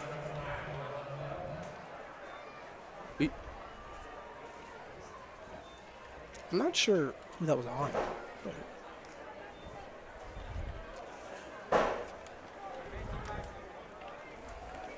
We've seen and about an average amount of flags thrown in this first half, but compared to last year, I think it's substantially down, as it looks like last year the refs were just airing their dirty laundry out with those flags, constantly throwing them. Definitely for sure can be the same today against Claremont. There were many games where the refs were just throwing a lot of flags. Like, and that's just the way of the game. I mean, there's always never going to be the greatest refs. And it just really depends how you and your team react to it and see if you can overcome it. So it's going to be a penalty on the Warriors there, so the ball is now placed on the 40. As we see trips left here for Pocock. No one in the backfield, the two servers to his right as well. Drive back to throw, looking down the middle of the field. He decides to take off and run for it. And he's absolutely thrown down there for after a scramble about 8. And for first time seeing his name on the defense, Ethan Munt making the tackle there. I mean, that's quite unusual from Jared. I mean, defense definitely was not expecting it, because obviously, you know, Jared definitely a solidified pocket passer. But I mean, when he needs to get out of that pocket, make a play, he's been able to do it. Especially last year, that's something he's been working on definitely in the offseason. I mean, he's able, you know, before he looked like a brick statue in the pocket. I mean, he could barely move, barely improvise. But I mean, he's been doing great with that these past 2 games, and that's just another example of it right there. Yeah, same formation here for the Wolfpack. Drawing back to throw once again, looking left, throws it there to that hitch to Wani Limbe. the behemoth at 6'4". Reception there, that's going to be a first down. I mean, Wani had multiple targets in the red zone last game. I mean, he was definitely a force to be reckoned with. He got, I think it was like 3 jump balls. I mean, they really wanted that Wani touchdown. I mean, they didn't get it. But I mean, Wani is really a behemoth on that field. He's definitely a force to be reckoned with. I mean, plays like that, they keep leaving him wide open. He could definitely score very easily on this defense. We're talking about Jared Pocock being attached in the pocket. That really reminds me of an earlier Josh Allen. Really same stature as well. You can see a screen here to Gabriel Alvarado. He cuts back right, looking to make a move, stiff arm, and he just runs across the entire field and picks up a first down. What a play there by Gabriel Alvarado to read the field, dodge the defenders, picks up the first down. I mean, that's what he's been doing a lot, like really, really, really a lot. I mean, last game, too, he got, like, definitely over 5 receptions on the screen. They definitely utilized him. Not as much runs, but they definitely utilized him on the screens. And he's made, I mean, solid progress. I mean, he's broken a lot of tackles on him, especially in the last game. I mean, it took at least, like, 2 tackles, maybe even more to take him down. I mean, and he definitely showed that there. Claremont breaking their huddle. 1st and 10 with 10:22 left in this third quarter. Score still 35-7. Troy drawing back to throw, looking to the flat there. That's going to be caught there that time by Bix Lazar. Wrapped up early there with Hayden Sanchez, the corner. I mean, they've been utilizing Bix a lot in the receiving game this year. Because he's our backup quarterback. You know, he got snaps last year, but in the end, fought keeping battle. Jared Pocock won the position battle. I mean, now they're trying to find ways to utilize their athletes, and I respect it. And that's great because they've been doing it with, for example, their kicker, Carter Montgomery. They've been doing it with so many other people. And, I mean, honestly, it's just a great use of these athletes that they have just sitting on the bench. I mean, Coach Karen's incorporating it in his system. I mean, it's a great thing to see.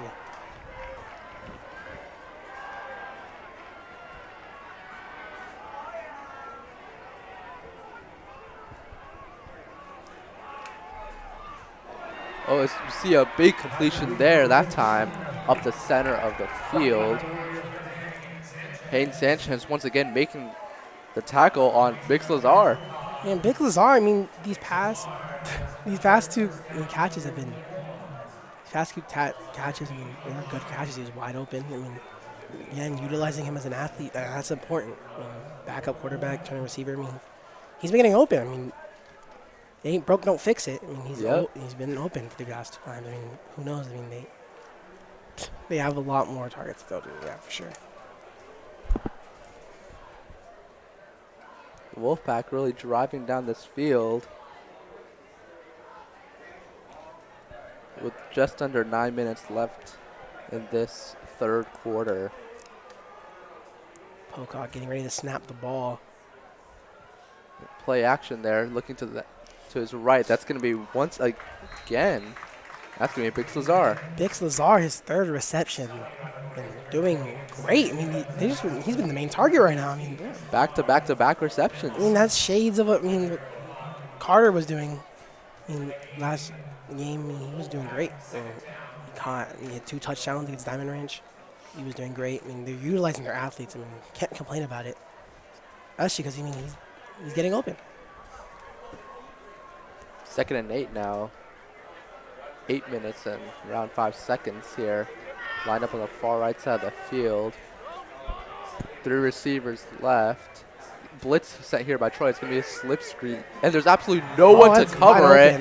And that's going to be a touchdown for the Wolfpack. That time, Gabriel Alvarado just escaped left on the slip screen. Troy sent a massive blitz, and there's no one there to tackle him. I mean, that's great. I mean, Gabriel Alvarado has been used so heavily with these screens, and it's been great. I mean, constantly, I believe this is his 2nd touchdown. Great job in the receiving work. I mean, not as much rushes. I mean, as you saw there, I mean, Jared Pocock got blitzed, and he threw it, and he caught it perfectly. I mean, he's been doing that with these screens.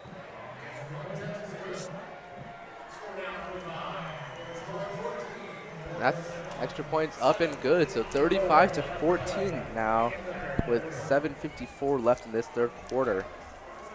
So and Claremont is doing, they're doing their job. they scored. I mean, that's what they needed.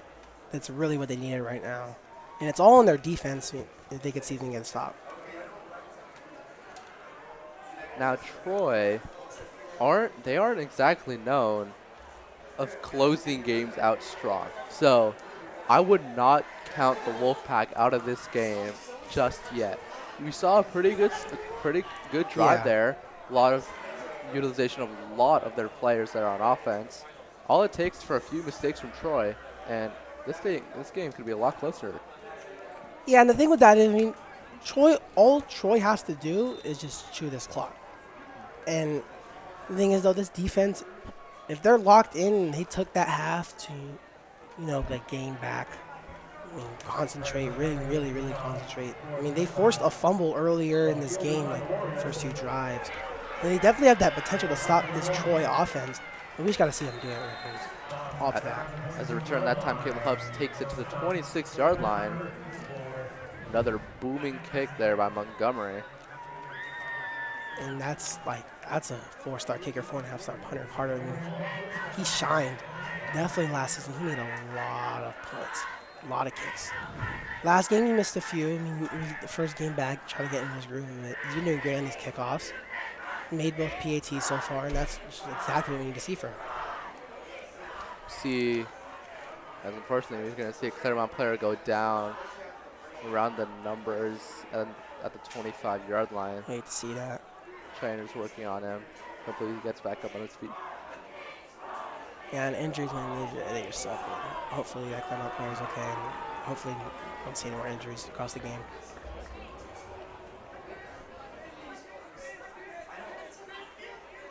So Troy, most likely just going to look to continue their ground game. Yeah, trying to chew that clock. I mean, if you're the Claremont defense, what are some things you probably want to see here? I mean, because obviously big stops are important, but what do you think are some things they can capitalize off that Troy offense and potentially make another stop? I think that defensive line just needs to shed their blocks quickly and more effectively. Yeah. Stop some runs in the backfield. If it's substantially slow it down for those backers to try to bring the rusher down before it gets to too large of a gain. Yeah, I mean, the trenches are a big deal. I mean, Claremont's trenches, past few games, great. This game, not so much.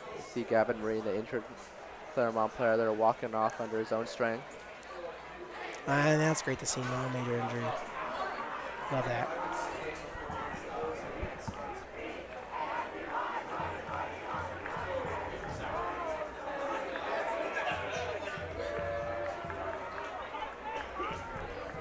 Claremont defense making their arrival on the field now.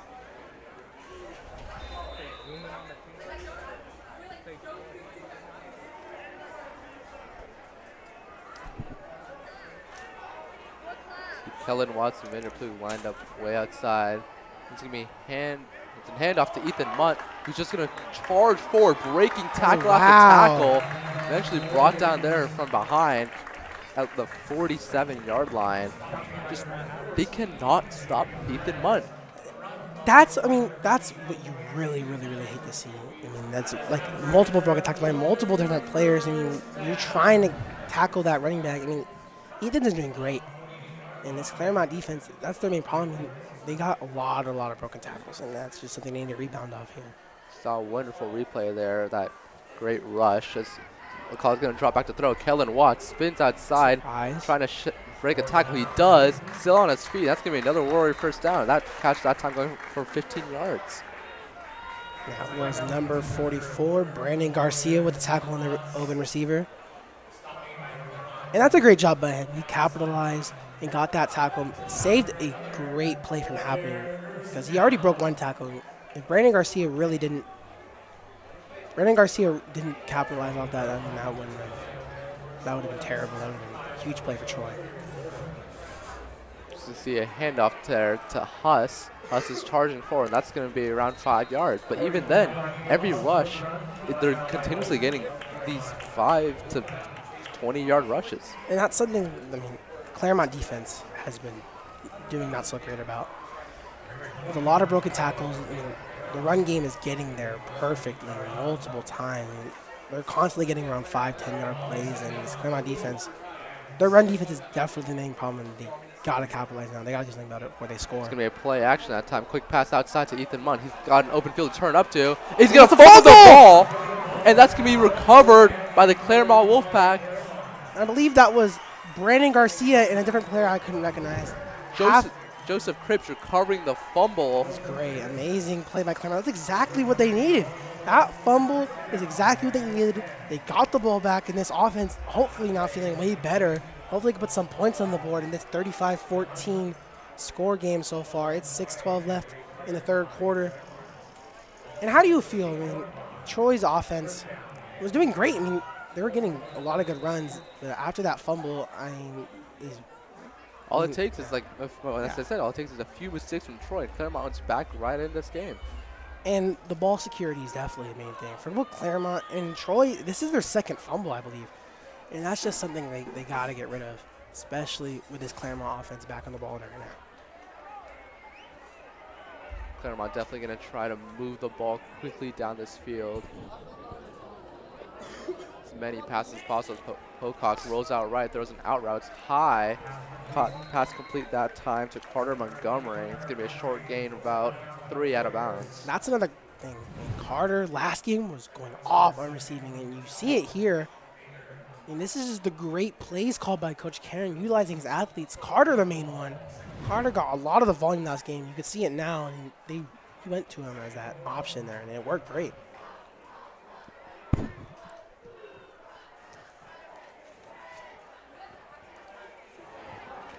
Second and 4 now. It's 6:04 left in this third quarter. You see trips left for Pocock. Let's see what he likes with this look. Looking left his out route, not there. He's going to throw to his hitch that time. Once again to Carter Montgomery. And that's just shallow defense there about those Warriors defensive backs. And that's another catch by Carter. That's great. You love to see it. The Troy defense unable to stop these athletes, whether it was Bix, now it's the kicker, Carter Montgomery. Really showcase he isn't just a kicker. I mean, he is 4-star, 4.5-star punter. He showed right there he can also play receiver. He played safety, quarterback, from what I've heard before this year on various levels, and he's doing great. And Claremont, they're really just doing a great job of getting their players hot. It was Bix Lazar last drive, and now Carter Montgomery now getting the ball in his hands a lot. Let's see if they look to him again this play. So looking his way, it's going to be pass there to the out route, dodging and weaving that his way to around 5 yards. That was number 15. Bix Lazar. Bix Lazar. Again, another reception for Bix. Him and Carter have been his favorite targets so far, and that's great. They've been pacing it slow. They've been getting those fair catches. Bix broke a tackle there. That's great. Love to see it.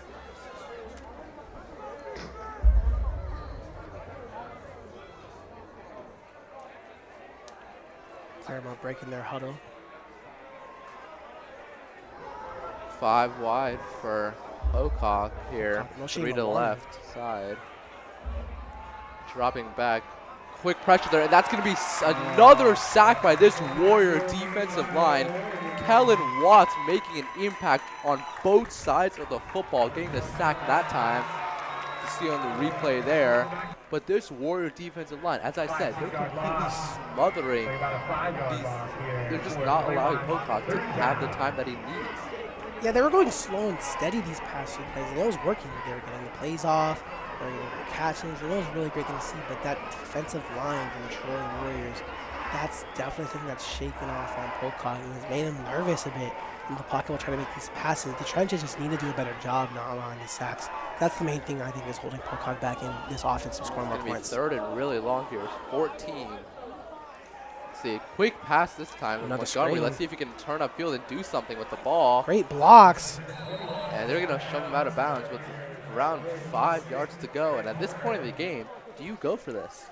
Honestly, if I am Coach Karen, I'm going for it. There's nothing really to lose. It's 35-14, 3 minutes left, 3.5 about.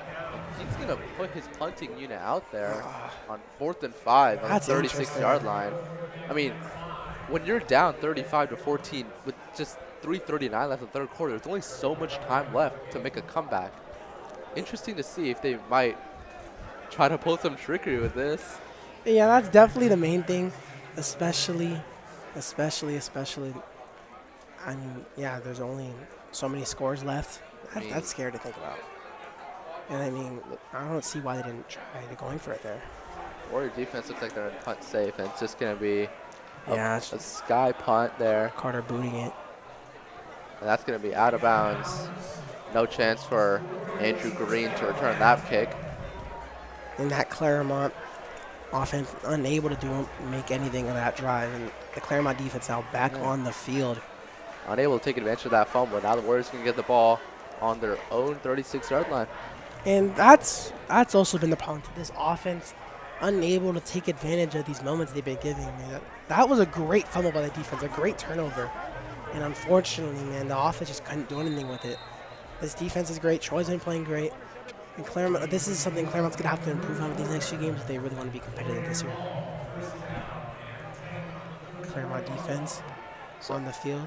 If I'm Coach Chavez here, this is the last drive of the third quarter. Yeah. With 3:32 left there, they got to chew this clock and chew and chew and chew. Run it all the way down for fourth quarter.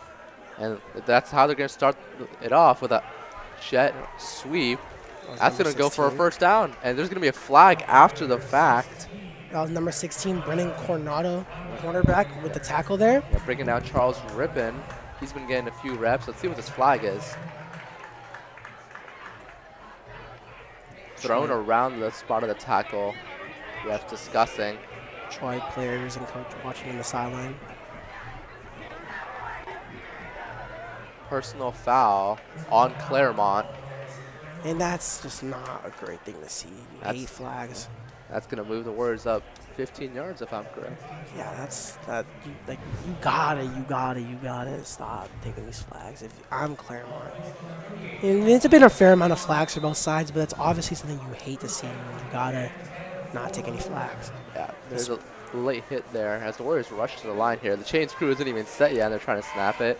And it's going to be the same exact player, another jet sweep. And it's going for pretty much the same result. Another flag thrown. He's still on his feet.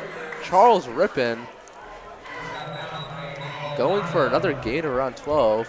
Another flag is thrown. Let's see what this one is. This Claremont defense is just playing reckless. I mean, looked like it was on the Claremont defense. It was thrown from behind. They're just playing reckless at this point. And there's 3:16 left in this game in the third quarter. And they still have time. That's going to be a personal foul on Troy. Hey, never mind. Yeah, that's a comeback from the flag they had before. That's going to move them back. So, not necessarily offsetting penalties, but basically. Yeah, back to around where we started pretty much. But it is going to be 1st and 15 here for the Warriors. Claremont defense communicating with each other before the Another snap. motion, and Ethan Munt's going to take this up the middle. Spins, gets around 4 yards there. That's going to be 2nd and 11 now with 3:02 left in this third quarter. And that's the run defense you really wanted to see from Claremont, and that's definitely something. That's what they were doing at Diamond Ridge, and shades of them are coming back now. They need to keep doing that. They need to keep stuffing this run game. You need to force them to pass. Hopefully able to get an interception, another fumble, maybe their third of the game. You really got to see what this Claremont defense can do here. Expecting another run, yet another motion. It's going to be a play action. Rudy Alcala is dropping back to throw, looking deep. That's going to be Vander Plug. That's placed perfectly, and that's another touchdown for Vander Plug. Absolute dot that time by Rudy Alcala. Lofted it perfectly for the defensive back not to get it. What a route ran that time by Vander Plug. What a throw by Rudy Alcala. 41-14. Troy with 2:32 left in this third quarter. The secondary is just unable to stop the Washington commit. Plug, he's been fired up. I believe that's his third touchdown. That is his third touchdown. He's been all over the place on this Claremont secondary. Have no answers for him. Not able to stop him at all. Yeah, that's just crazy to see. And I gotta say, once again, that was an absolutely beautiful ball by amazing. Rudy Alcala. That was a perfect ball. And he had Caleb Huss wide open as well on the outside, but just a breakdown that time by the Claremont defense as the kick is up and good this time by Caleb Huss. And Plug really, he called for the ball. He knew he was there. He knew he was about to eat. He got past that cornerback and it was all in that safety in the backfield and he got it. And you can't really expect nothing less. You gotta guard him tighter. You know when coming into this game. He's a big player. He's their star receiver, 4-star commit. All eyes have been on him this past season. Got multiple offers, multiple different schools, one from Oregon. So you already know he's a great player. I'm just surprised that they didn't have anything that drive. I mean, that play too, just stopping him. Matching up Vanderpool one-on-one with no help over the top. It's just a death sentence. Yeah, that's definitely for this Claremont secondary. Has been lackluster this game. It's just not a great thing to see, for sure. And with that score, with 2:32 left in this third quarter, is the hope for a comeback dead? And if I'm being for real, yeah, it's not looking good so far. 2:32 left. It's 42 points for Troy. Claremont 14. Thing is, though, I really want to focus. If I'm Claremont, I want to focus on who this scored as low as possible, as close to the game as possible, trying to make it not look as bad, because Troy is so far a lot of big lead for Troy. And if I'm Claremont, if I'm Coach Karen, I'm really going to want to shorten this lead as much as possible before this game's over. Everybody up for the kickoff!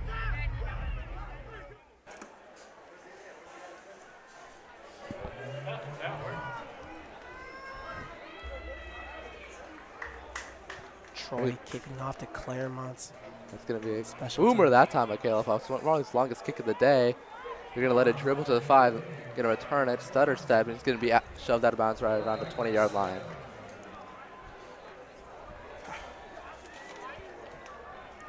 That was a decent return by Claremont. 2:21 left in this third quarter. Up. 42-14 by Troy. Claremont really just got to throw it downfield. They cannot rely on these like quick touch passes and screen passes and short out routes anymore, can they? Yeah, and that's his system. I mean, he's been doing it great. I mean, it hasn't really gone anywhere. They only scored 14 points. They really need something in the score to make this look like less of a blowout here in Fullerton District Stadium. And honestly, for the Claremont offense that's coming out right now, definitely want to see Carter, Wani. Those are their two, probably their biggest threats in this Claremont offense, and something I hope to see here.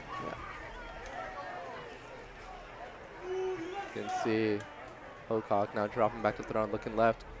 He had a receiver open, might looking to tuck and run for it, and he just slides down to avoid the sack. And that's great. That's great on Pocock. I mean, he knew it wasn't really going to go anywhere. He probably was going to get that run, so he just slid. I mean, that's great. And not taking a hit, because it really could have been a fumble. He was running. And honestly, that's great by Pocock. Definitely gotten taught and tutored more by Coach Karen to just go down. Do not let any fumbles happen. Keep the ball at all time. Ball security. And that's honestly a great move by Pocock, even though it didn't really go anywhere. Unfortunate thing about that is the clock is running. 1:40 left in this third quarter on 2nd 11. I think that play there might have been an example of a little greediness by Pocock. He looked like he had Gabriel Alvarado open on that left flat. Yeah, he just wasn't able to make that throw, and he knew he didn't want to risk anything. He's looking left. Quick throw that time to Wani Limbe. He's going to be absolutely brought down right away. Yeah, that's all that matters. They got the by catch. Chase Colbach. They got the catch. And Wani, I mean, he's had a few receptions so far. That's good on him. And Claremont, I mean, as it's ticking down to 110, they really are looking for something here. Big play. I could definitely see them on third down going for a big deep play. Yeah, and that's something I need to see here. Dane Schultz bringing down Wani Limbe that play. Great open field tackle that time. As he blitzes this time. No running back in the backfield. Quick throw, and it looks like it bounced off the ground, but maybe Carter Montgomery scooped it up. That's a quick reception that time. They're going to mark that a first down. Great job by Carter. He just got in there, secured the catch, made sure not to get a big hit afterwards. That's great on Carter. He did everything he needed to do perfectly, and they got that first down there. But if I'm Coach Karen, I'm throwing the ball up at this point. Definitely just push some points for the board. Either that or I'm keeping this all the way as long as I can until the end of the game. Trying to really savor this offensive possession, making sure the score doesn't get worse here at 42-14. Pocock looking deep. Still no Great one moves. in his progressions, and he just runs forward that time. A little bit of an awkward slide, but scrambles forward for 8 yards. That was a big run, and that's great by Pocock. If I'm Coach Karen here, like, I'm in my hurry up set. I'm almost in like the 2-minute drill. as they're just going to let the clock run out, not even try to run another play. And that's going to mark the end of the fourth quarter. So, end of the fourth quarter, 42 Troy, Claremont 14.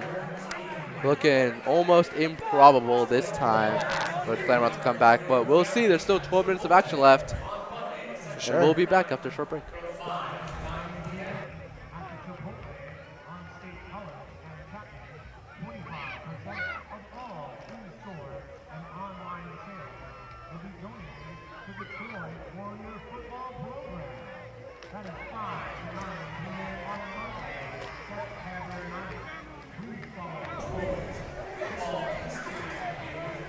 See Caleb Hutzer really quick on that shoulder camera. You can see our wonderful Troy cheer hyping up the crowd. All right, Soham, that was a lively quarter, wasn't it? Yeah. Another touchdown from Vander Plug. We welcome Ian Diaz back into the booth here. Hello, hello, hello. There's the man himself, Vander Plug. Yeah. Having fun with the assistant coaches there. Kellen Watts. Really good shot right there. We've been seeing great shots all throughout the day by all of our cameras. Yeah, good job to those camera people and the crew below. At the box. And that's going to make it now 2nd and 2 with the ball on the 38-yard line. Starting off this fourth quarter. Let's see how Pocock deals with this situation he's presented with. And draw back, looking left. Quick pass that time to Gabriel Alvarado. Makes a man miss, turning upfield. And he's going to be brought down around the 50-yard line now. Yeah, I don't know what happened there with that tackle. He sort of just kind of bounced off like a ball. Yeah. When you got those shifty running backs such as Alvarado, he's only 5'5", 155. But that means he can cut really quickly. Yeah. Makes a lot of people miss. And that's being 5'5", 155 pounds, that's a big person.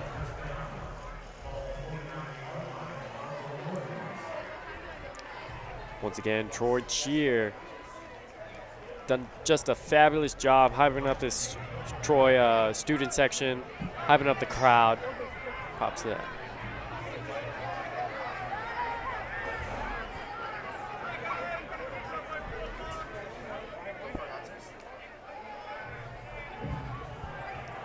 And that's going to be another sack here by this Warrior defense.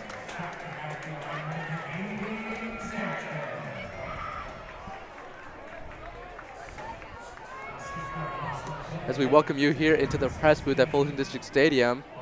It's been a great game here we've been seeing by this Warrior offense. Truly has, you know. This Warrior offense has just been on fire like the whole time. And hello to everybody out there. I am Ian Diaz, Soham Dev. As you see, Mr. Knowles back here, running the whole show on our Omnia. executive producer.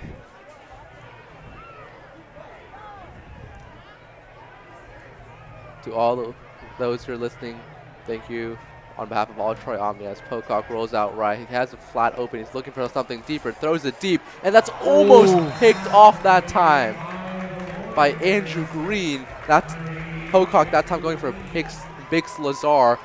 Got both hands on it, just really hard catch to make as we get a replay of it here. And Green, just a wonderful job getting his feet off the ground and try to go for that job, tipping the ball out of bounds. That's just expert play made by Green.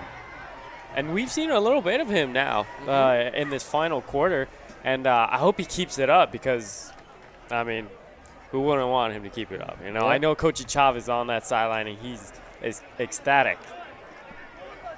He's loving every bit of it. As you see Claremont player in motion. Quick pass into the backfield. They're looking to turn upfield and make something with it. That's, once again, Gabriel Alvarado. I mean, that's going to make it now 3rd and 16. Or 4th. That was 3rd down, actually. Yeah, that was 3rd down. And they're going to bring the punting unit out. Do you agree with this call here? Bring the punting unit out. I mean, I think this is just him conceding the game at this point. I mean, here's the thing.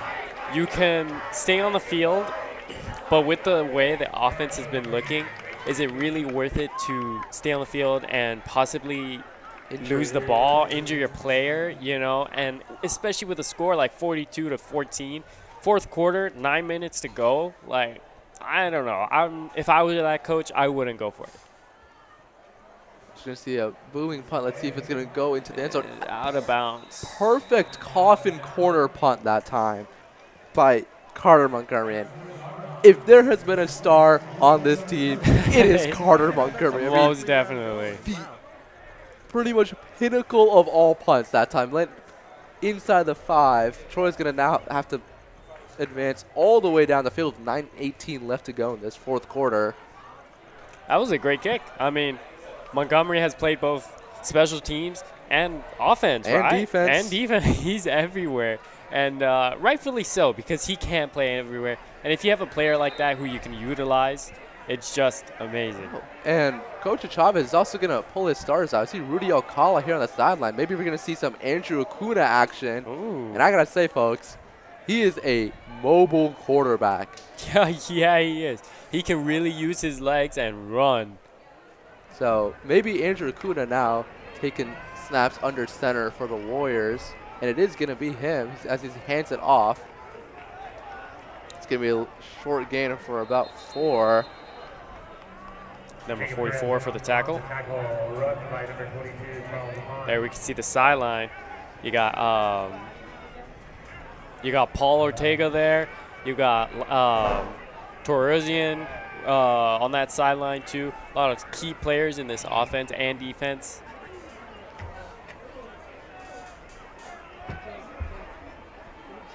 See, don't let me record, I'm gonna jump. another handoff here up the middle. He has some open space, turn up the field. Great run that time. Tackle made by number 26, and it was a good tackle too. Made not just by number 26, but an assistant player, number 24 from Claremont Wolfpack. That's Jacob Santos on the run that time as we take you back into this Troy huddle, watching film of a prior drive, seeing anywhere they can improve. Our Troy cheerleaders once again doing an absolute fantastic job.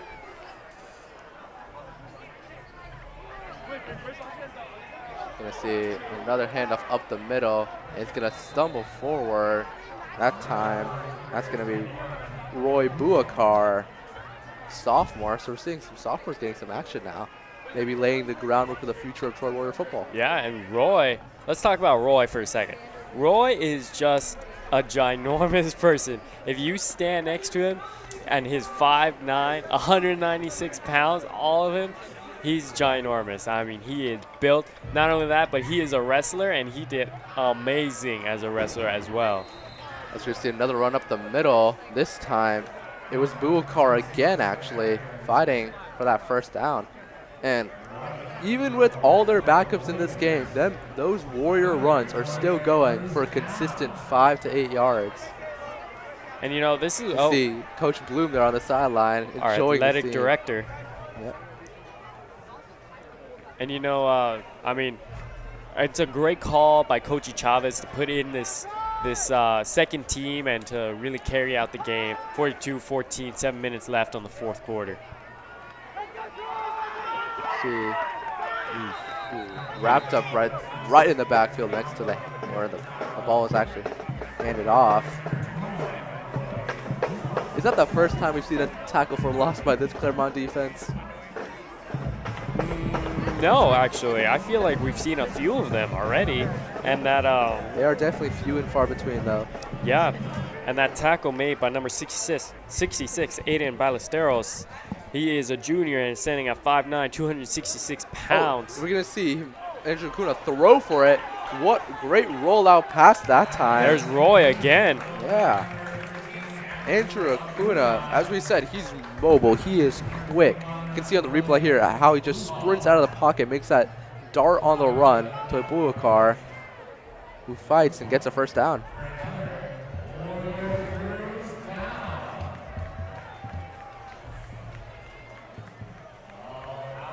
We're going to see 42-14, 6:30 left in this fourth quarter. Game is essentially over. You can see another handoff here. stutter stepping and waltzing forward. We're just seeing little to no defense. We're seeing such a great push by this offensive line right off the snap. If you look at the replay here, there's just no one on the Claremont defensive line influencing the backfield. Yeah, but you know, that person who made that tackle, number 44, Garrett Muniz, that was a good tackle. He held on, and he was getting dragged, but he still held on, and props to him for being that lead defender, just trying to help out his team, trying to stand up for this team. You just saw our wonderful student section still going crazy, still chanting and yelling, up 42-14 with 5:40 left in this fourth quarter. It's going to be another handoff up the middle.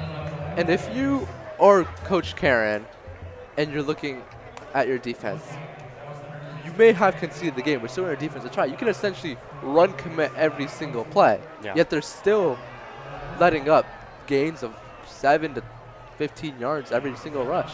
Yeah, and you know, it's a tough day. It's a tough day for these Claremont Wolfpacks, you know, and 42-14, 5 minutes left. You're gonna see a handoff there. He's gonna sprint forward. What a quick run that time by, I believe, Fadi El Halu.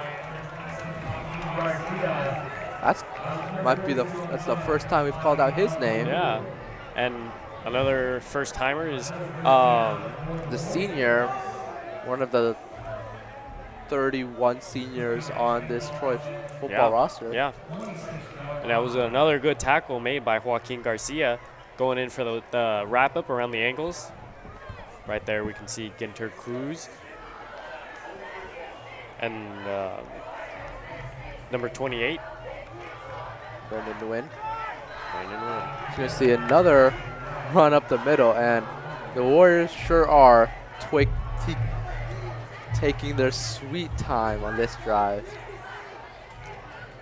It's a beautiful shot of our Troy cheerleaders, our Troy student section, maybe see and us. up here in the box. I don't know if you can see us.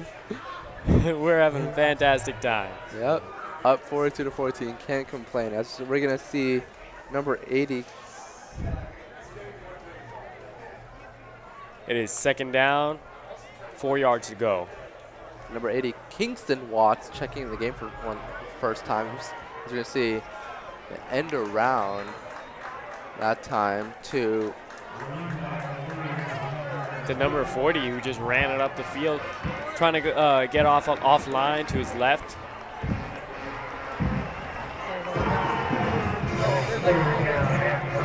See the Troy flags running across the track there, energizing the crowd. You can hear our band in the background maybe. The atmosphere is just incredible. Yeah, truly. When you come to Fullerton District Stadium, it's an atmosphere that you don't get anywhere else, you know. Just a fun time, hang around with people that you love. You see another hand up the middle. Fadi El Halu still on his feet, close to the end zone, dragged down inside the 5.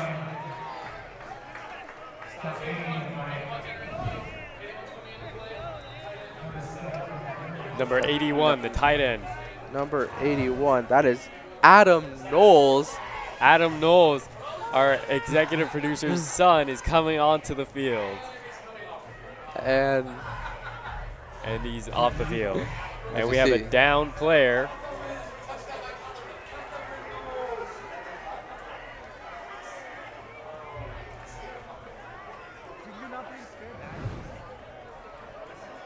This is the, third, fourth injury from Claremont? Yeah, and you really do hate to see it. Yeah.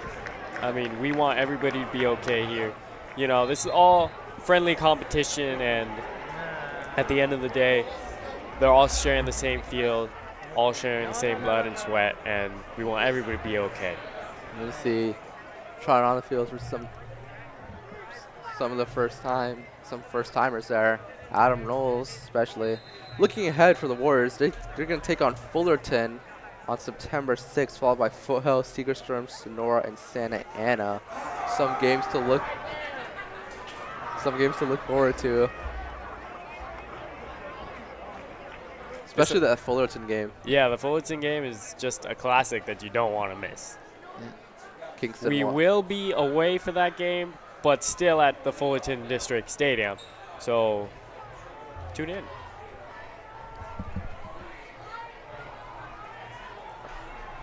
And that's going to be another short run for Fadi.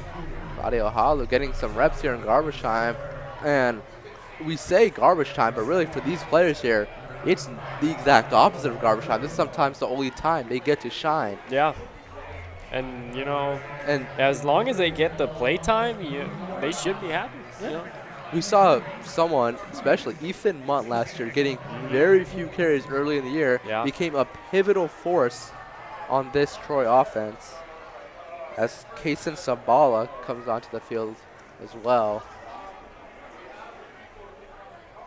You see a fullback dive up the middle, and that's going to be another touchdown for the Warriors. Jacob Santos that time on the fullback dive. That's going to make it 48-14 Troy with 1:47 left to go in this fourth quarter. Jacob Santos, he was part of that three-man team with alongside of Caleb Huss and Ethan Munt. You know, together they've made an unstoppable force. I've said time and time again that these Warriors, they just keep running this game and it keeps working. The Claremont defense has nothing to defend against. You see Caleb Huss actually coming on the field for the first time this drive to kick the extra point, trying to make it 49-14.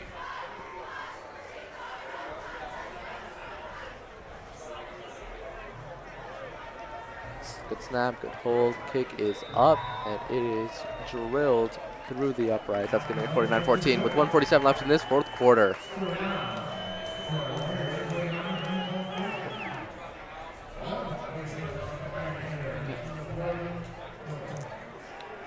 We want to thank the Claremont announcers, Luke and Eduardo for coming in, sharing their thoughts, hopping on the broadcast, letting us know which players to look out for, and doing some great commentary. Yeah, and you know they were awesome. So thank you guys. Big shout out to that Claremont film production unit over there. Right, the Claremont Wolfpack. You know, thank you for coming in. Thank you for sharing this broadcast with us. Yep. They broadcast all their games as well. That's something you're interested in watching.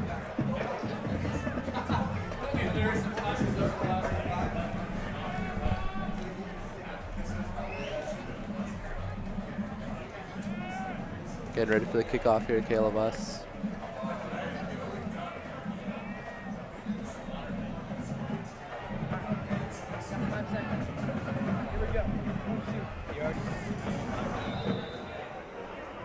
He said, hold on. He said, hold on. Just keep it there. Don't move it. That's it. Everybody up for the kickoff!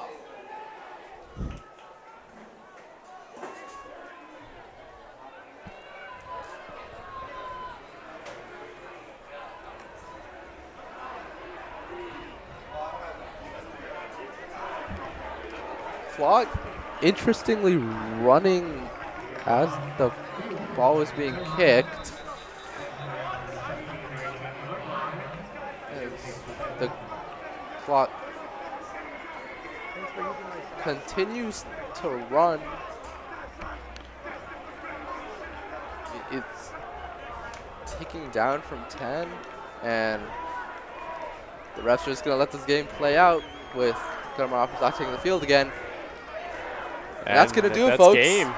49-14, your final score. The Troy Warriors taking on the Claremont Wolfpack at home and coming out on top. What a game we saw from every single person who got the ball on the ground.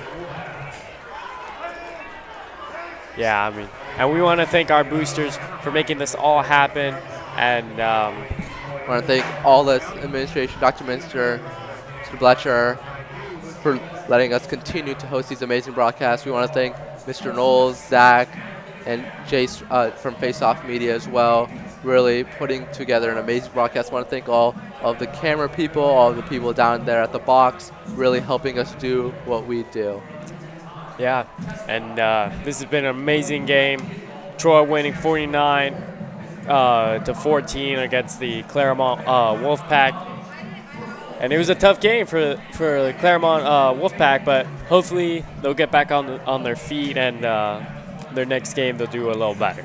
Yeah, and our next football broadcast here, we'll see you back here at Fullerton District Stadium on September 13th against Foothill at 7 p.m. So be sure to tune in as we're going to see our Warriors celebrate their decisive victory of the Claremont Wolfpack. Thank you for watching, and have a great night.